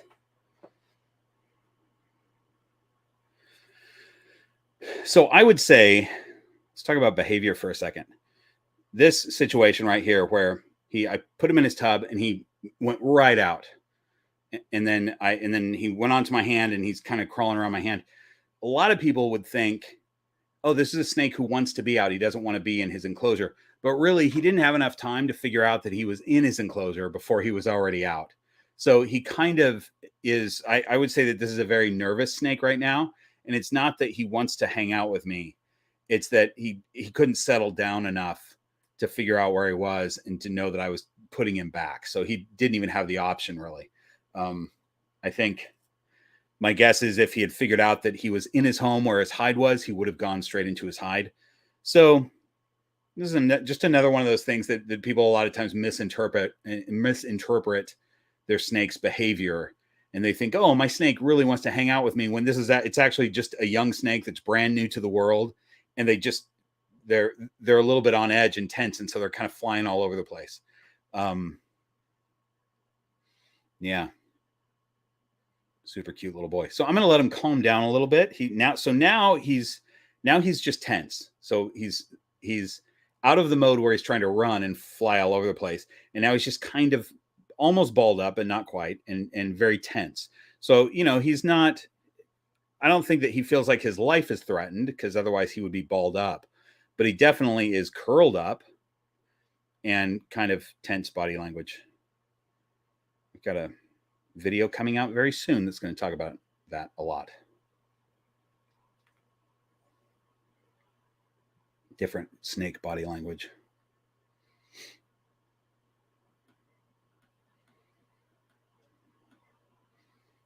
Okay. Oh, I'm missing a lot of comments.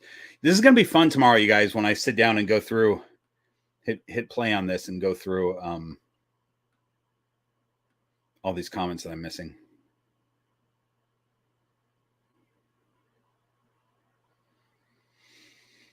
Ethan, here's a great question. If you look at a video that I did, I did a video on the new black box rack that just came out a few weeks ago. This is a brand new design for a snake rack, and it is by far the best PVC rack.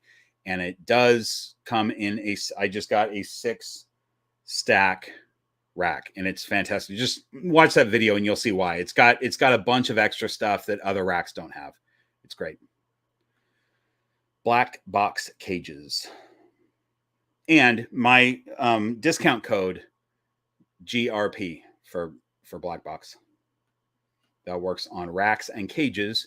And as some people have found out, it doesn't work on just accessories, because black box is they're pretty their margins are pretty low, and they're really low on the accessory stuff, because most people are buying accessories when they buy their cage, right? But after that video came out, a lot of people were going on just trying to buy a bunch of hides, because I have this stack of hides right now that's like a snake condo, and people were wanting to do that. The discount code does not work on just hides, though, but that's okay. They're not expensive hides anyway. So just so you know. Matthew, good question. I went over this. Thanks for the super chat, by the way. I went over this at the very beginning, but I realized most of you weren't in at the very beginning. So what I'm drinking tonight is Talisker 10 single malt Scotch from the Isle of Skye. This is a peated. I'm trying to deal with this while I've got the snake stuck to my wrist. This is a peated Scotch that reminds me very much of an Islay Scotch, and it's from the Isle of Skye, which is near Islay, but technically not Islay. It's a really nice, earthy, salty, briny. It's less earthy than an Islay Scotch. This is more. Hang on, I'm going to tell you.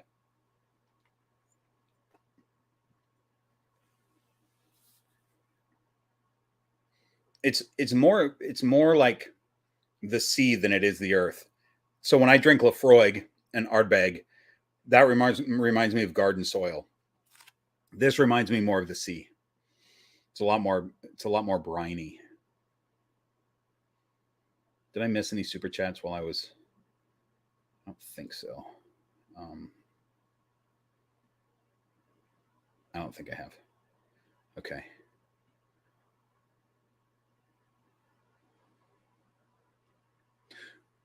Lori, I know you've been to Islay, and I'm so jealous. You can still tell me every time we talk, but I've already heard the story. I've already been jealous. I only heard it once. That's fantastic that you guys did that trip. So cool. I really want to go. I want to tour those distilleries. All right. So this little boy now he's relaxed a bit from when he was curled up, kind of balled up. So we went from running. I was trying to put him away, and he was just running and didn't know where he was. And the weird thing is he was pretty relaxed when I pulled him out. Maybe he was a little tense and I wasn't paying much attention, but when I went to put him back is when he seemed to kind of get keyed up a little bit. And then he went to this very tense mode, and now he's pretty relaxed. So now what I'm going to do, you can't see it, but I'll narrate as it's happening. My plan here is to just show him. I'm not going to just drop him in his cage and shut it. What I want to do is show him I want to try to show him his enclosure and give him a minute to get a whiff of it and realize where he is. And right now he knows where he is, and he just went in there. But it took I don't know, 4 seconds maybe from the time that because he tried to come right back up my arm initially, but as soon as he actually got his head in there, it took about 4 seconds of him tongue flicking to go, oh, I know this place. This smells like me. I'm going to go in here. If it was a different tub, if it was another snake's tub or a completely empty tub that didn't smell like him at all, he still might go in there, but it would take him a very long time to do that. I would have to sit there with him because he would very slowly and cautiously do it. But because it smells like him, he recognizes it, he goes right in. Snake behavior is cool. Stevie, I love this question so much. I could talk for an hour on this, but I won't. So Stevie is asking, what is a Scotch that you recommend for someone entirely new to Scotch? And let me just tell you, there is a little pub down the street from me that is, you would call it a dive bar if you walked in, but it has the best Scotch selection of any, even nice Scotch bars. I mean, whiskey bars. It's just a general whiskey selection, massive whiskey selection, because the guy that owns this little bar is a whiskey guy. So if I'm in there, sometimes the bartenders will, the other day this happened, somebody that was new to whiskey was like, hey, what's good? And she was like, you should ask Bob. So it got me talking, and I probably talked too long on the subject, and I'm going to try not to here. Here's the thing. If you're new to Scotch, first of all, if you're completely new to just drinking liquor straight, your mouth is not going to be used to it, and it's going to just taste like fire. And, a lot of times you wouldn't be able to tell the difference between a Jack Daniels and a nice Scotch. They're both whiskey, but they're wildly different whiskey.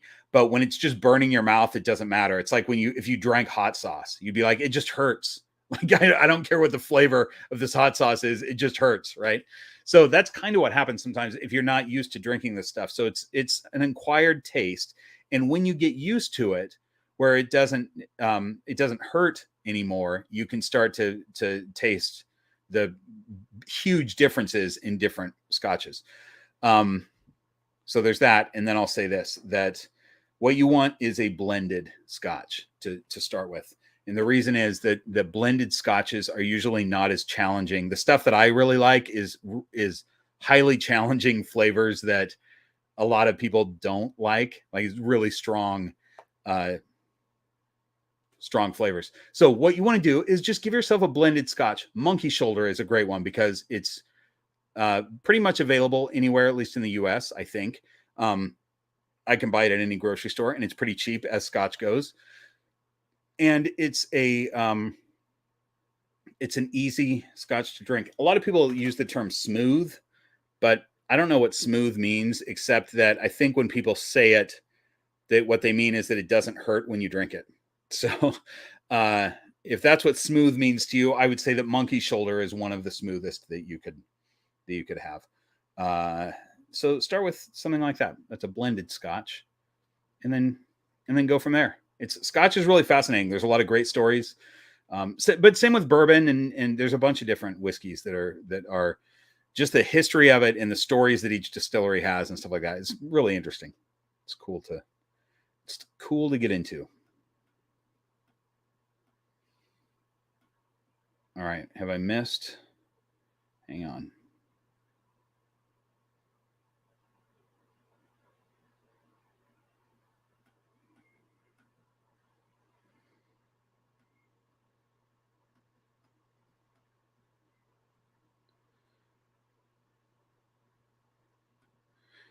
I only want to ask one question. Anaki bloodline, is that right? Anaki bloodline says, I only want to ask one question. Do you really have a twin brother? You would have seen him in the beginning of this video. If you were here in the beginning of this video, you would have seen my twin brother. So I think that answers that question. And I love the good work you're doing. Oh, thanks so much. That's very nice. I appreciate that.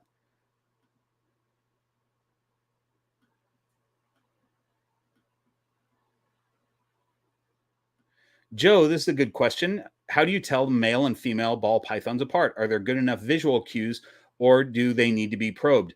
There are no visual cues.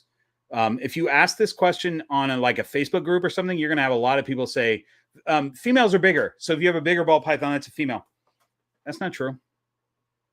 Depends on how much you feed them.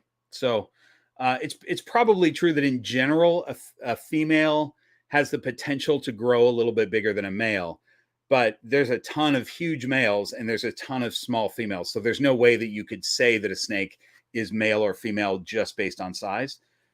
Some people think that females have spurs and males don't, or vice versa. I've heard that too. That's not true because they both have spurs. Spurs are vestigial legs. Anyway, there are a number of rumors that are not true. You can't visually tell. You have to either probe them or pop them, which is just forcing out the hemipenes with your thumb. But you want somebody that knows how to do it. If you don't know how to do it, you can both techniques can really hurt the animal if you don't know what you're doing. So I don't recommend that anyone do it themselves unless they know how.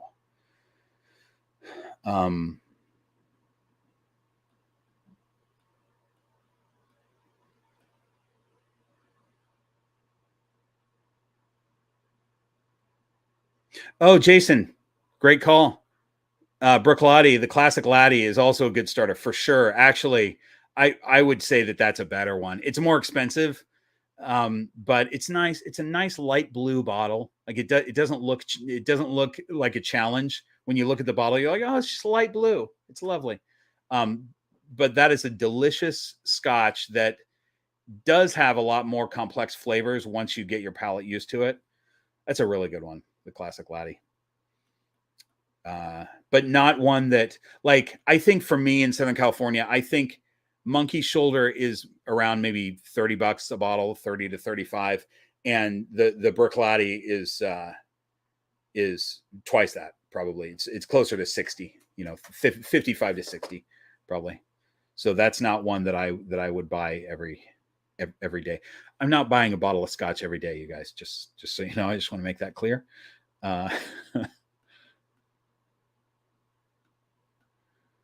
Let's see. My far back.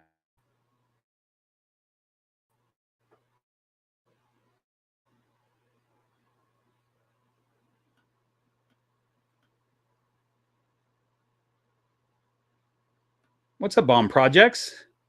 Good to see you, man. Glad you're here. We're just talking about Scotch. Oh, here's some super chats that I'm missing. Let's see. Elizabeth, thanks for the super chat. I just popped on to say hi because I'm at work. I'll have to watch it tomorrow. Hit the like, everyone. Oh my gosh, Elizabeth, that's so nice of you to super chat that. It's really sweet. And Taylor, nice super chat. Thank you so much, Taylor. You're so sweet. Hi, Bob. Sending love for me and everyone here at the menagerie. You have such a great menagerie, Taylor. I love those horses of yours. Your live always come at the perfect time to pick me up during a tough time. Oh, I'm so glad. P.S. Yes, I knew you would keep Handsome Dan. I'm that good. Yeah, I knew you'd figure that I would keep him. There's a number of people that figured that I would keep him. I think you have a good instinct for that kind of thing, Taylor. That's really nice of you to super chat. I'm glad that you enjoy these lives. Hold on. Look at this. Oh, I'm going to get another snake. What snake should I get?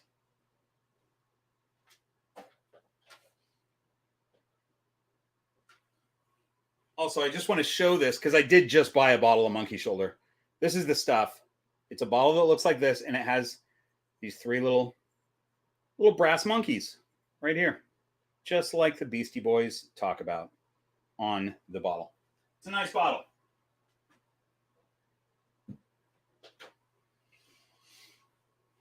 Let me see if hang on.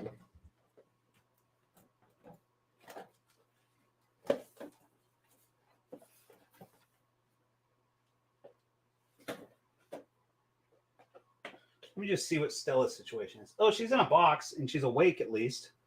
We might be able to get Stella out, you guys. Hang on. She's gonna be in total food mode.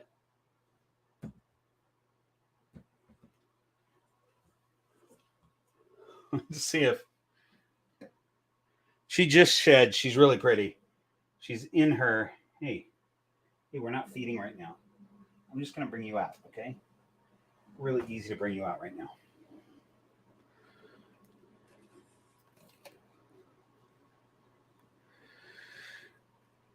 So when Stella goes into shed, she prefers a whiskey sleeve to a hide. She never sits in a hide ever. Like she has, I guess she's down to just one hide in there right now. She used to have 2 hides in there, but she never uses them. She does often use a whiskey sleeve though. And so when she goes into shed, I just stuff it with some sphagnum moss. And she shed a couple days ago, and I haven't taken the moss out of her hide yet. It's pretty dry right now. I don't think we're going to go much further than this as far as handling her, because she is looking for food and wishing that my arm was food, I would imagine. But she's a super pretty girl. Stella, I love the grays on Stella, and I wish she had more of her body out so that you could see it, but she has this silvery gray to her that is pretty amazing.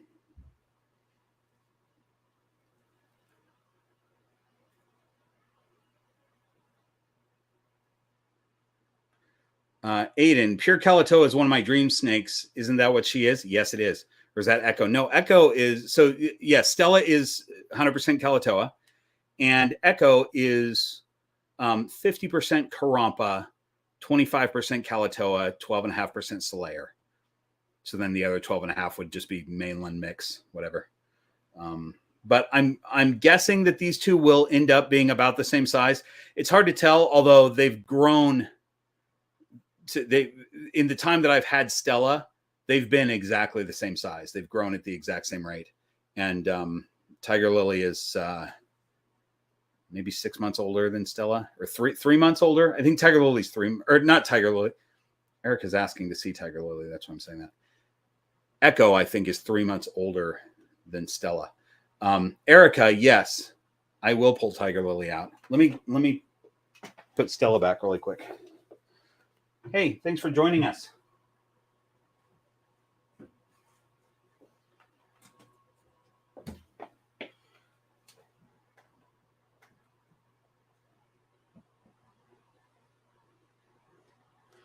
Okay. Erica, thanks for the super chat. So nice of you.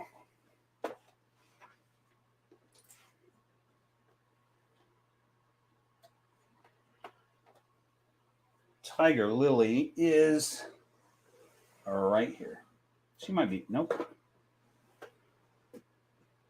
Hi there. I've reconfigured the green room, you guys, so that, I mean, this room is very small anyway, so the snakes are always within reach, but now when I set up a live stream like this, they're really within reach. So here's Tiger Lily. She is, she's doing well, but she's not a good eater. She used to be, but she's not anymore. And I would imagine that she's just on a break and she'll get back to it eventually. I'm not super worried about it. But she'll eat mice, but I kind of don't want her to be a mouser, so I don't offer her mice very often.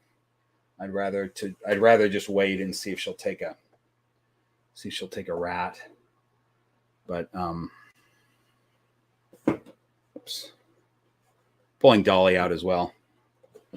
I've done this size comparison before, but it's always fun to do. There's a big difference in size right now between these two.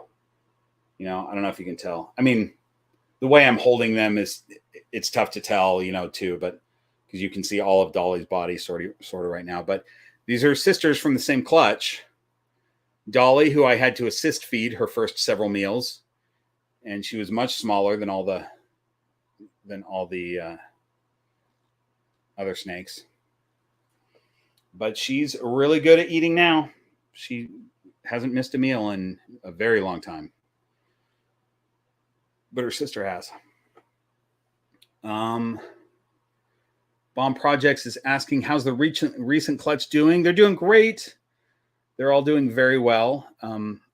They are, 2 of them just went to their new homes. Erica just got hers yesterday, and then I sent another one out. This Erica right here picked hers up yesterday, and I sent the other one out today. And then Amy is getting a couple snakes from that clutch, Amy Bentley, and she's coming to pick those up herself, which is cool. She and her husband are coming over to the green room to pick up snakes, and then I have two that I'm keeping, and then one more that's going to my buddy Spencer as soon as the weather is warm enough in Idaho to ship snakes there. So, all right, I tell you what, let's do this. We're gonna let Tiger Lily go. She just go do her thing. Maybe we'll do that with Dolly as well, because I just want one hand. I don't need both hands. I just want one. Okay.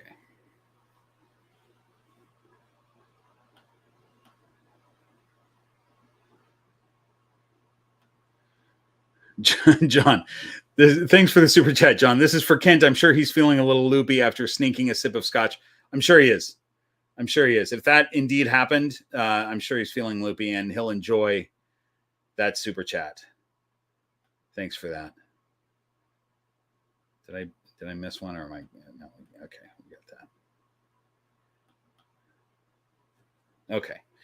So look at that calico. See what I mean about Freya having babies that just have incredible calico?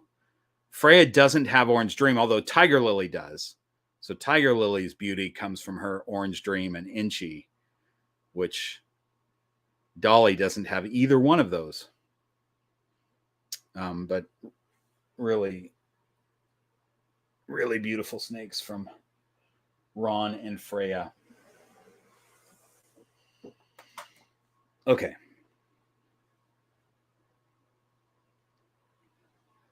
I'm going to keep an eye on Tiger Lily. So I've put them in. So Tiger Lily's in the snake condo right now, which is 1, 2, 3, 4, 5. Right now, 6. 1, 2, 3, 4, 5. 6 black box hides that are kind of stacked around. I've taken some of the hides and put my camera on it. But what Captain Farrell does in the mornings, he hangs out on my neck. But if I put him on the counter, he goes in every hide. He spends a minute in every single hide. He goes from hide to hide, which is really funny that he does that. But my guess is that the hides all smell like him. And that's probably interesting to Tiger Lily. I don't know.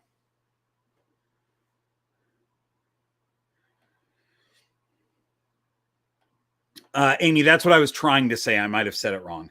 Yes, Freya throws babies with really beautiful Orange Dream. Dolly does not have Orange Dream, though. Tiger Lily, I may have said Freya instead of Tiger Lily, but what I meant was that Tiger Lily has Orange Dream. Tiger Lily has Orange Dream. Dolly does not. I probably said Freya instead of Dolly, because I mix up names, especially when I've been drinking scotch. Hi, you coming back out?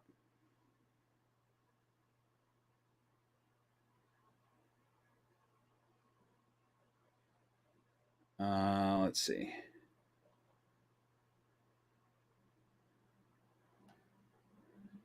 Jason's asking, how is B. Arthur doing?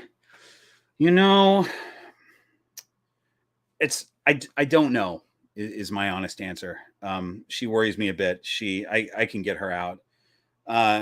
So here's the thing with that snake, and this sucks because, well, first, let me just tell you the thing with her is she's got a, oh, you guys, Clint is here with Black Box. So any of those Black Box questions that people were talking about earlier, you can ask Clint. Glad you're here, Clint. So with regard to, hi, you coming back out? With regard to little B. Arthur Dent, she has a lazy jaw. And I've been assist feeding her. And about a month ago, just under a month ago, she had a pretty traumatic assist feed where I had to try over and over again before she would take it. And I decided to give her a month off. So haven't even offered her food in almost a month. She'll get offered food next week, and I'm gonna offer her a couple times in a couple different ways to see if she'll take it on her own. If she doesn't, we'll do another very careful assist feed. But what she's been doing, I don't know if she does this on purpose or what, but because she has a lazy jaw, she's not doing it right now, which is great. She goes up the side of her tub. This is her. She goes up the side of her tub, and just by crawling up the side of her tub, it opens her jaw. Like it just opens it. So then she hangs out there on her tub with this open jaw, like this, with her mouth just open. And I don't like that. It seems like she does it on purpose. Like it seems like she's doing it to stretch out her jaw or something. But I have no idea if she's doing it on purpose or not. But she does it enough. Let's see if I don't know if it's gonna. So you see how her jaw, it just focused on her for a second. Let's see if I can. There we go. See that? You can see the gap. You know, she can close it all the way. But it's just a lazy.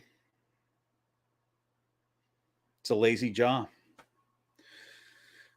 So the answer is I don't know how she's doing. Look at her size, though. I mean, she's grown. She's able to eat. She poops. She tongue flicks more often than she used to, so that's a positive thing. So I don't know. It's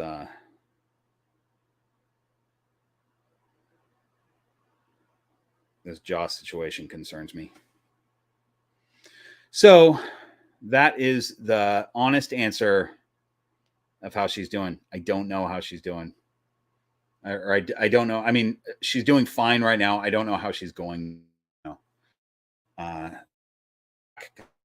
handling her. I'm giving her food. She has enough size on her where she can go a month without eating. That's okay. But I just wanted to give her the time off so that maybe she will take some food on her own when I offer next. So fingers crossed, you guys.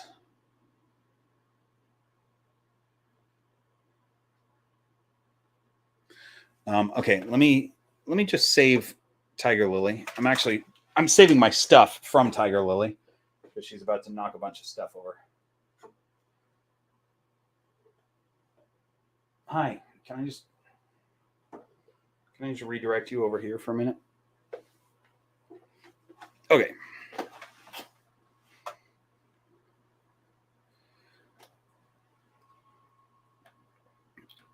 The bird dude, no, it's not that she has an impacted tooth. She was born with, she's missing a muscle on the side of her head, which gives her a wonky jaw.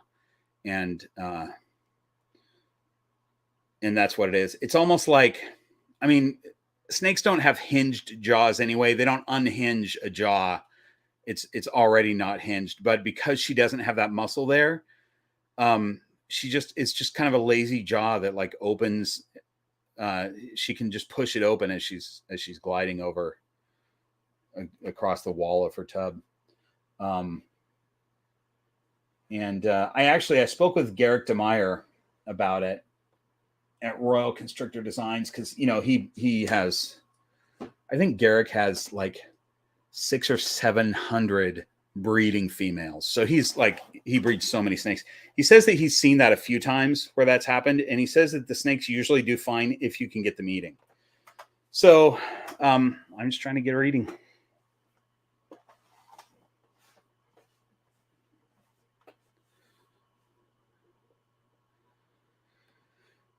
Danielle is asking, do you think that the jaw issue is something that could be surgically fixed if needed in the future? I doubt it because I don't know for sure, but I know that it's not a common issue. It's not common enough that an exotic vet would just be able to surgically fix that. It's a deformation in the head, basically, where that muscle is just gone. So I don't think anything can be done about it. But you know, it was one of those things that when she first hatched out, I was like, all right, I don't know that I want to say anything about this snake because I don't know if she's going to be able to live. Like I don't know if her deformity is even compatible with life or not. And you know, we know that she can eat and she can poop and she can basically act like a normal snake. So I felt more comfortable talking about her and bringing you guys on this journey with me. But I just don't know how it's gonna play out. So we'll see. I will assist feed her as long as we need to, though. You know. And I'll have a vet take a look if I feel like a vet needs to take a look. But right now, I don't think it's there. I really don't think there's anything they can do, you know.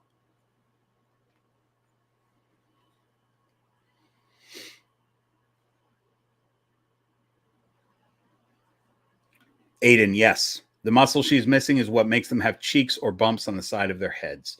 Yep, that's right. So in the back of their head, they've got those bumps there. She's missing one of them. It looks like it's almost caved in a little bit.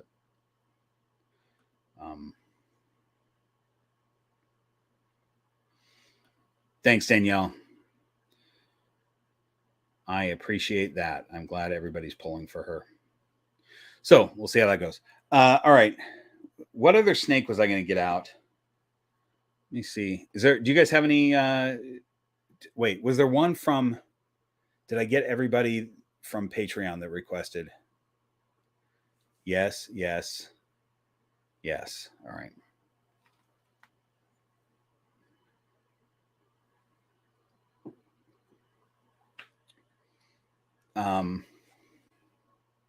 Yeah, I think somebody already answered this, but I will on screen too.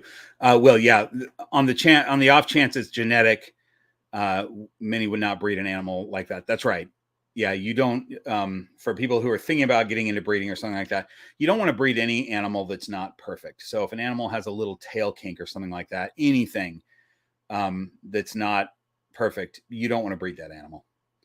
You want to only breed ones that are perfect. So she is a pet, and she's actually spoken for. I'm giving her to my friend Lori if I can get her going. And so I know that Lori will provide her with a great home in the future, but she's not going to leave the green room until she's well started.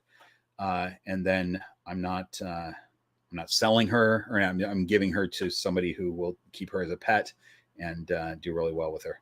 But I don't know how it's going to play out. So we'll see.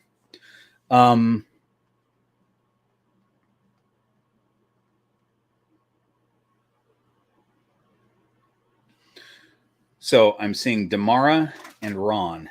We could probably do both of those. Let's see what Damara's up to right now. Damara's kind of in mama mode, but she's not quite at the stage where I want to completely leave her alone all the time, you know. Hey, come here, mama.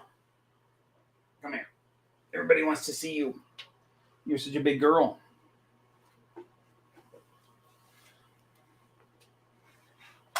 Everybody wants to see you. I'm sorry. Did I wake you up? I apologize. My apologies. Let me just look at her. She looks like she has a pink belly. Does she? Oh, she does. She's in the shed. She's in shed. Just starting to get there. That's why she's so squirrely. She's not usually squirrely when I pull her out, but I think she's just going into shed, and she's like, "Hey, leave me alone." All right, we'll leave you alone. I'll put you back in a minute. I love this snake so much, you guys. This one is, I mean, I love them all, but personality-wise, this is, when the first snake, a little kid that comes here, I get a lot of little kids over here because my neighbor Yoli is a piano teacher, and so kids are coming into this little compound area with their parents and their brothers and sisters and stuff like that.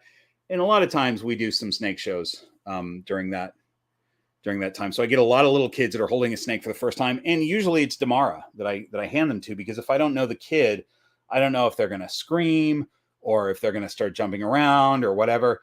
And I know that if I hand them either Damara or Lucille, that's not going to freak those two snakes out. So the first snake that they hold is usually the biggest one that we have, because I know that Damara is never going to freak out if a kid does. So I'm going to, okay, Mama, I'm going to put you back since you're in shed.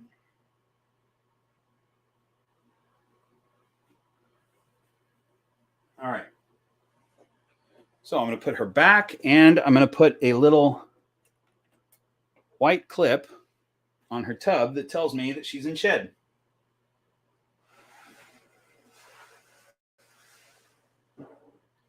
That way I know to keep an eye on her humidity and to not offer her food at this time. Who's the other one? Oh, Ron. Let's grab Ron.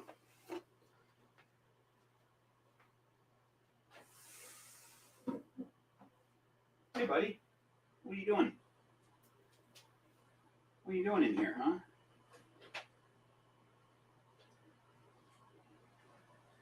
Hi, pal.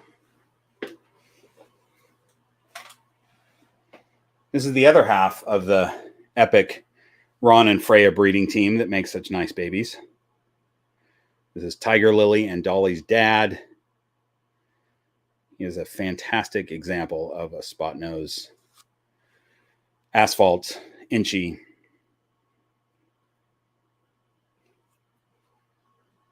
And just a cool young man. Patricia's asking, compound? Yes, the green room is part of a little compound that is, there's a main house at the corner that a nice family lives in. And then Yoli, who's one of my closest friends in the world. Now, I didn't know her until I moved in here, but now we're really close friends. Lives right next door in the house, right next door to me. And then I live in, this is a very small unit that I live in. But I'm right next door to her. So we're kind of behind the main house, which is so nice to be off the street and away from traffic and all kinds of stuff. It's just it's a really nice area to be in. And we have a space outside that we have dinners together and drinks and such. Lewis, who I've mentioned, and I've had him on the channel before in different little things. Lewis is a relatively famous sculptor. He does big, giant sculptures and works on a lot of them here, right outside, which is cool to see. So it's a fun little place to live. It's great. Amy says Yoli is my best friend. Yes, Amy, you and Yoli get along very well. She's pretty cool.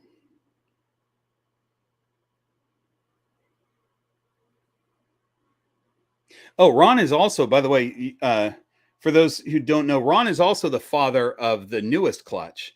So that is Ron and Delilah, and they made the youngest babies that I have. Here is, I don't think Spencer's on right now, but maybe he'll watch later. But here's his boy. Here's the super asphalt that Ron and Delilah made together. Super asphalt, spot nose, pastel, inchy. What am I missing? So many things. Maybe Orange Dream, but we can't really tell. It's hard to see Orange Dream with all this other stuff. So he could be. But like, look at this. You guys have seen him before, but he's fun to show. I don't know if the camera will. There we go. Look at that head stamp. It's like washed out right in the middle, but along the edges, it's got all this cool stuff going on. He's just awesome. And this is his dad. Really crazy snake.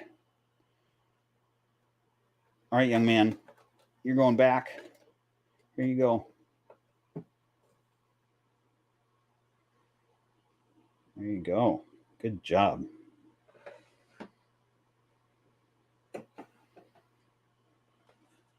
Pastel inchy spot nose, super asphalt, possible orange dream. That's what he is.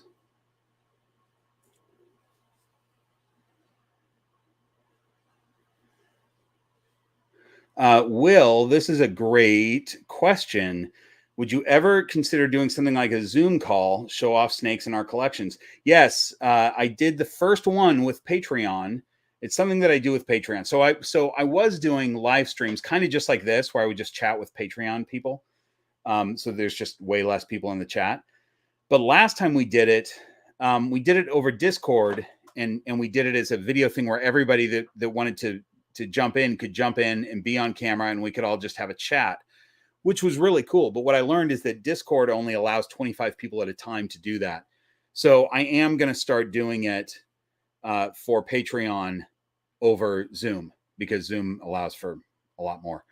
So we're going to probably do another one of those pretty soon, and we're going to just do it over Zoom. I'm going to send all of Patreon a Zoom link, and whoever wants to jump in can jump in. The last time we did it, everybody showed their snakes. They showed all their other animals. Taylor took us outside and showed us her horses. It was cool. It was fun.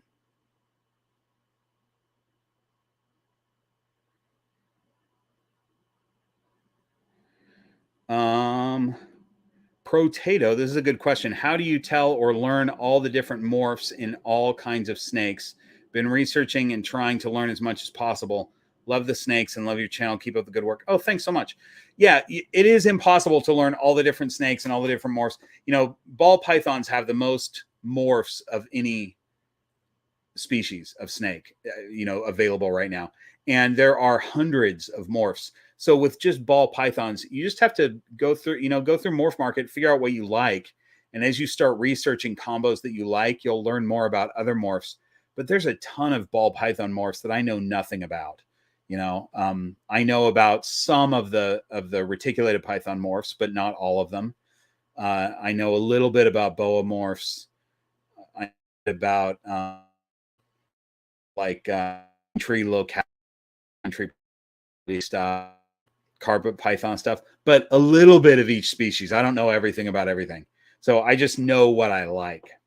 And I think that's how you have to do it. You just figure out what you're attracted to, and then you naturally gravitate towards that and learn about it.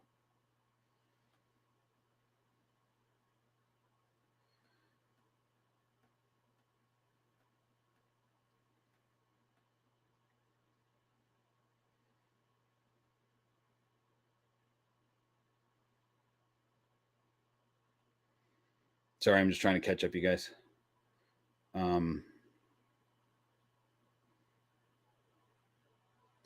So Ron here, it's good for Ron to be out because I leave him alone a lot. I've talked about this in videos before. I feel like I repeat myself a lot, but not not everybody watches all my videos. So for those of you who watch every video, you're going to hear me repeat myself. But for a lot of people, it's their first time hearing it. But Ron is a snake that I usually leave him alone because he likes to hide. But the cool thing is when I do pull him out, he knows me, and he trusts me, and he's never it doesn't stress him out to be out and about, which is pretty cool. Somebody mentioned I said that about a snake. Oh, I said it about Handsome Dan, that he trusts me now, like he knows my smell and he trusts me. And somebody kind of challenged me on that, which is fair, saying snakes don't really trust. It's not that they trust the human, which could be true. I mean, we don't know what's going on in their brain, but what I mean when I say that the snake trusts me is that even if he thinks of me as just a warm tree, and it doesn't even occur to him that I'm a human being, that I'm my own person, like that doesn't even matter. If he thinks of me as a warm tree, just a surface to crawl on, he trusts this surface. He knows my smell, and he knows that if he's in my arms, he's not in any danger. So that's what I mean by that. It's kind of semantics,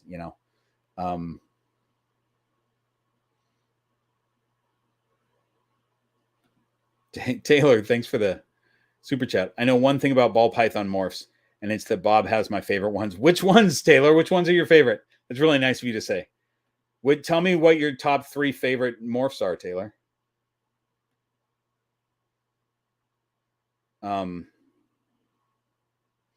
You know, people always think that Amy Bentley knows everything about every morph because she got 100% of that video, but she'll tell you she only knows the morphs that are in my snakes. So she's really not a morph expert. She just knows the ones that are in my snakes. But it's the same with me. I know morphs that I've dealt with or that I like a lot, but that's it. You know, ask me about Hidden Gene Woma. I couldn't tell you anything about that. I know that it's in the spider complex. It's about all I know. I wouldn't be able to identify one. That's for sure.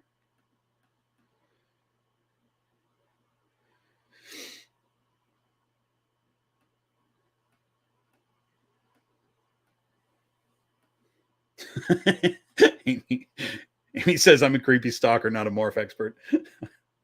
Amy likes to have my videos on in the background when she's working. So she's seen a lot of my videos multiple times. So the information just sticks in her brain. Plus, she has a pretty effective brain. She's a smart person. And I think she remembers things that that she hears. Roger says, I bet one is axanthic. Man, I love axanthic. I really do. And it's not axanthic is not a morph that when you see it on camera, it's cool. And a lot of people see it on camera and they go, whoa, that's really cool to have a black and white snake. But when you see it in person, it's a velvet snake. I mean, they're super velvety. It's a really, really beautiful, classy looking snake, you know, especially mixed with pastel. Pastel is so good in axanthic.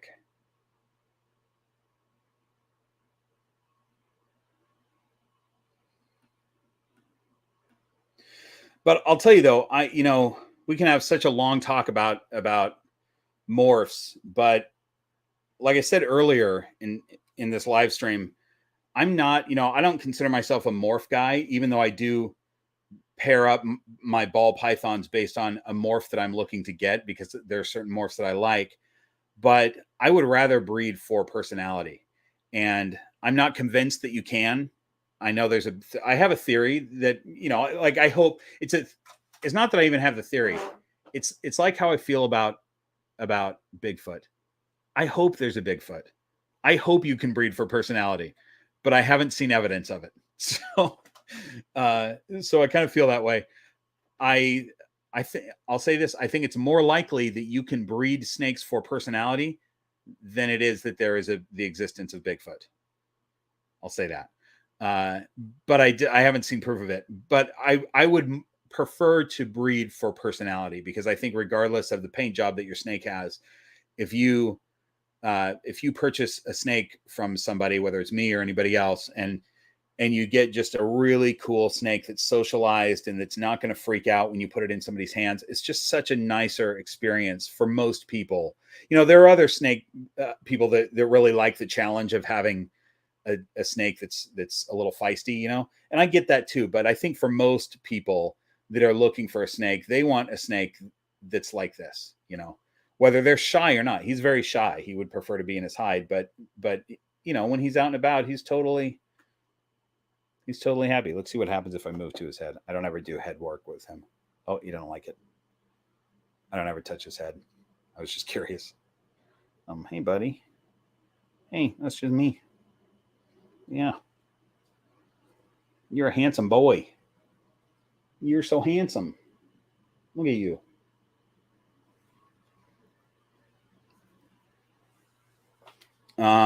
Let's see what Roger's saying here. This looks like, I noticed a huge difference in personality if I leave the clutch together until the first shed versus separating them straight out of the egg. Leaving them together creates more calm snakes. Oh, that's interesting. That's interesting. I've done both before, and I haven't done it enough to notice a difference. But that's a good point. Very interesting. I mean, your snake came to me. Anya came to me totally. I would just call that a socialized snake out of the box. Like her personality is nothing that I did. You know, I didn't have to work with her at all to have her like that. So whatever she was doing over there at Gray Family Snakes, that gave her a nice personality.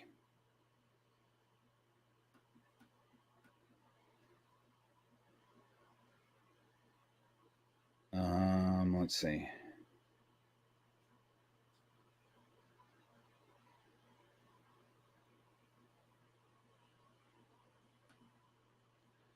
Same pairing resulted in different personalities at different years based on that change. That's really interesting with the same pairing. That's the important thing is being able to look at different clutches from the exact same pairing, you know. That's really cool. Good information. Thanks for that.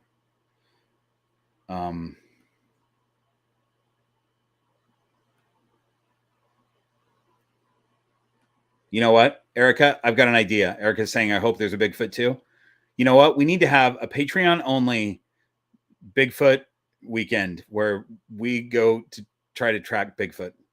It's nothing, not snakes. We're not talking about snakes. It's not a snake thing. We might talk about snakes, but we're looking for Bigfoot is the point of the weekend. And I know that Amy would be in on this too. Right, Amy? Amy says, I want to get a Gray Family Snakes Axanthic someday. They produce some really pretty ones. For sure. I'm going to be talking with them soon about upcoming clutches. See what they got in the cooker. Jason will go search for Bigfoot. I bet there's a lot of people that would go with us to search for Bigfoot. You know what we need to do? It needs to be a trip. We need to all meet in the Northwest. That's where we're going to find a Bigfoot if we're going to find one. This is a great idea, you guys. I love it.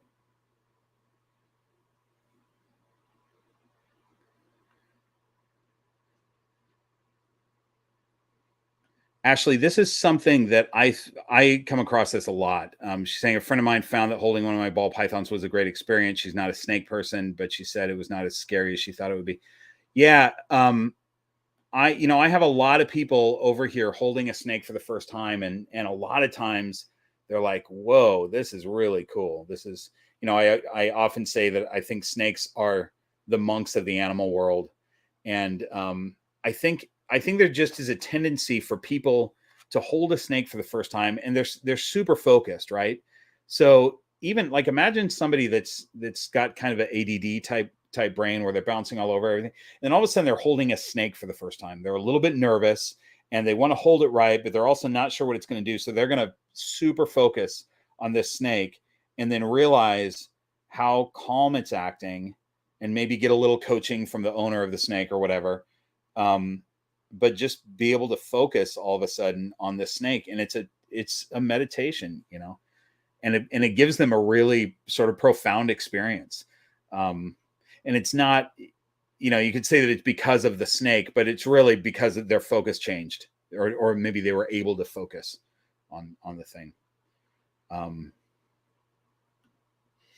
Erica and I are both from Spokane. She says, let's go back to our old stomping grounds on Washington and do a Bigfoot hunt. I like the idea, but you know what, Erica, we need to go to the other side of the state. We need to be in the Olympic rainforest for that, because A, that's where I think the Bigfoot are, if they're anywhere, is the Olympic rainforest. B, come on, the Olympic rainforest, that's one of the most beautiful places in the world.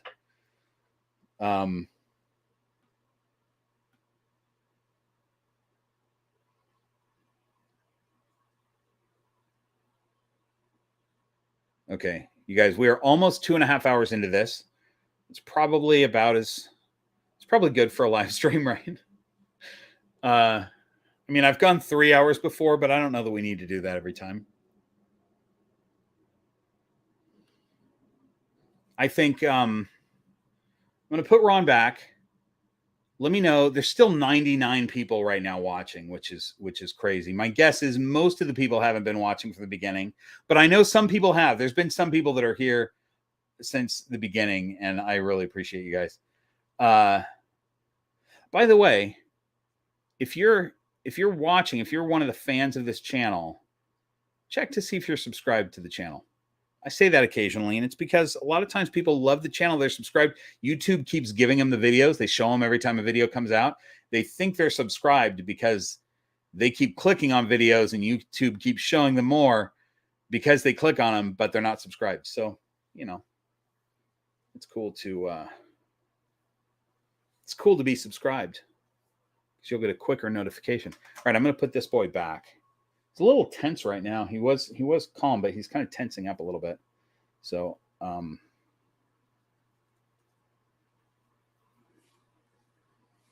me see if there's anybody else that's kind of available that I can bring out for the last couple minutes of this. And we'll wind it down.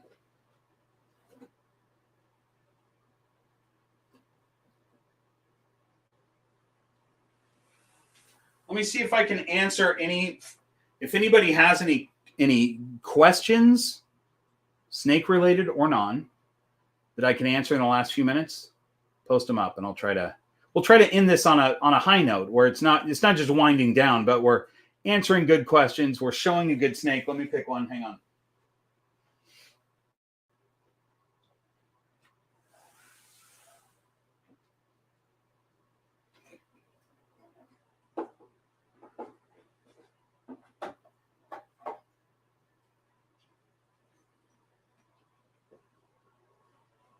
You know, we're sticking with a theme.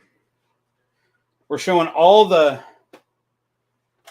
sort of younger boys, not babies. They're adults, but they're the younger adults. So we got Bear here.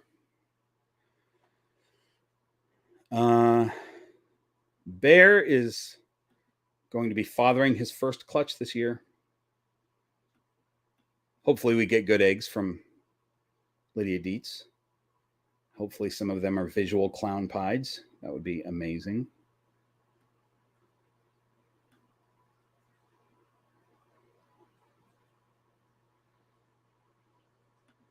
Erica, thanks for the super chat. Did I miss? I said your comment, but I didn't see the super chat. I think you must have made the comment. I talked about it, or then you super chatted, then I talked about it. Yeah, Washington for sure. Have I missed any other? I don't think so.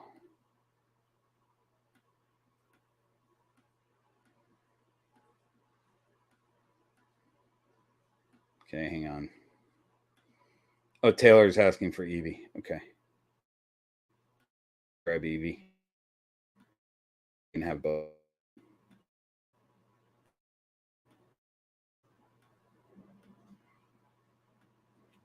How cute is Bear, right?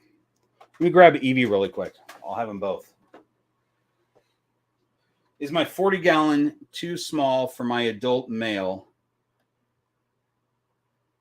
He's a little over 4 feet long, but I take him out whenever he wants to get a stretch. I don't know how long a 40-gallon is. I always say that this is kind of a minimum, is that you don't want your snake longer than one side plus one end if you have them in a tank like that. You don't want them in general. You want to be something bigger than that. I just don't know how big a 40-gallon is. I can't picture it in my brain.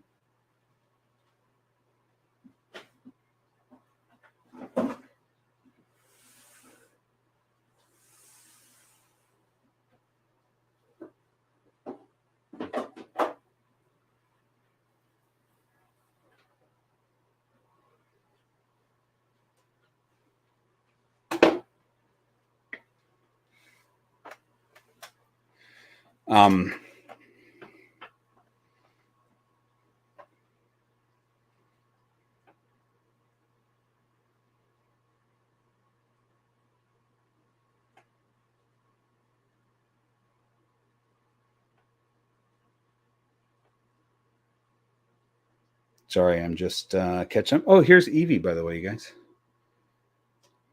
Evie is another one that's like Ron and Bear too. I mean, this is a common ball python thing.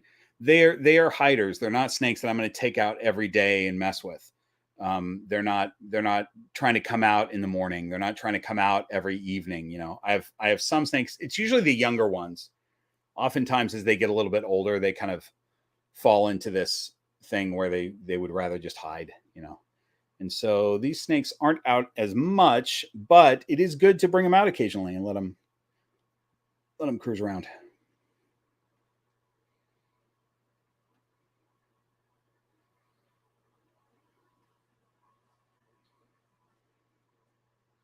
So, Taylor, that reminds me that I should talk about her morphs. Yeah, so Evie, as Taylor is pointing out, is vanilla. She is het for sunset. So she is betrothed to the Sundance Kid, who is cinnamon het sunset het clown, and she's het sunset.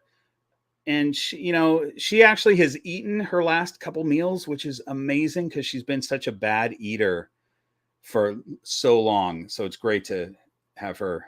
I think she's starting to eat pretty decently again. And as long as she does, she'll probably be ready for next season of breeding, but we'll see.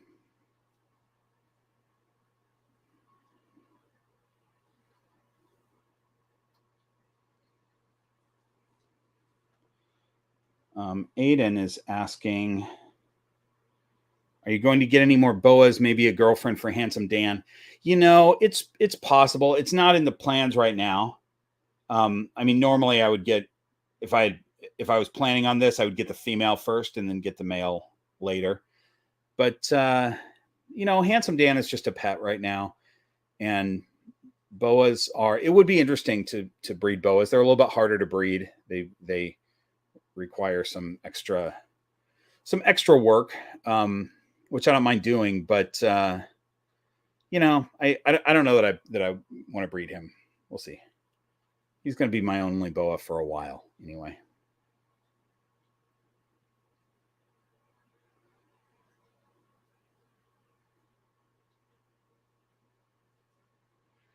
Okay.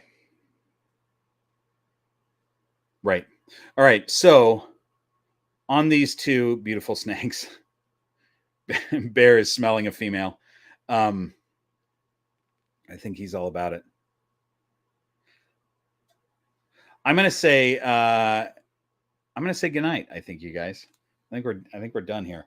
We did 2 hours and 36 minutes. That's pretty good. Oh wait, here's a super chat from Danielle. Just under the wire. This is my official request for a Bob-owned compound filled with patrons, so that we can show each other our snakes all day and drink scotch. That's a fantastic idea. I love the idea, and maybe we'll do that at some point, where we'll have everybody over here to the compound. It would be fun. It'd be a good time. Arena, watch the beginning of this video. That'll answer your question.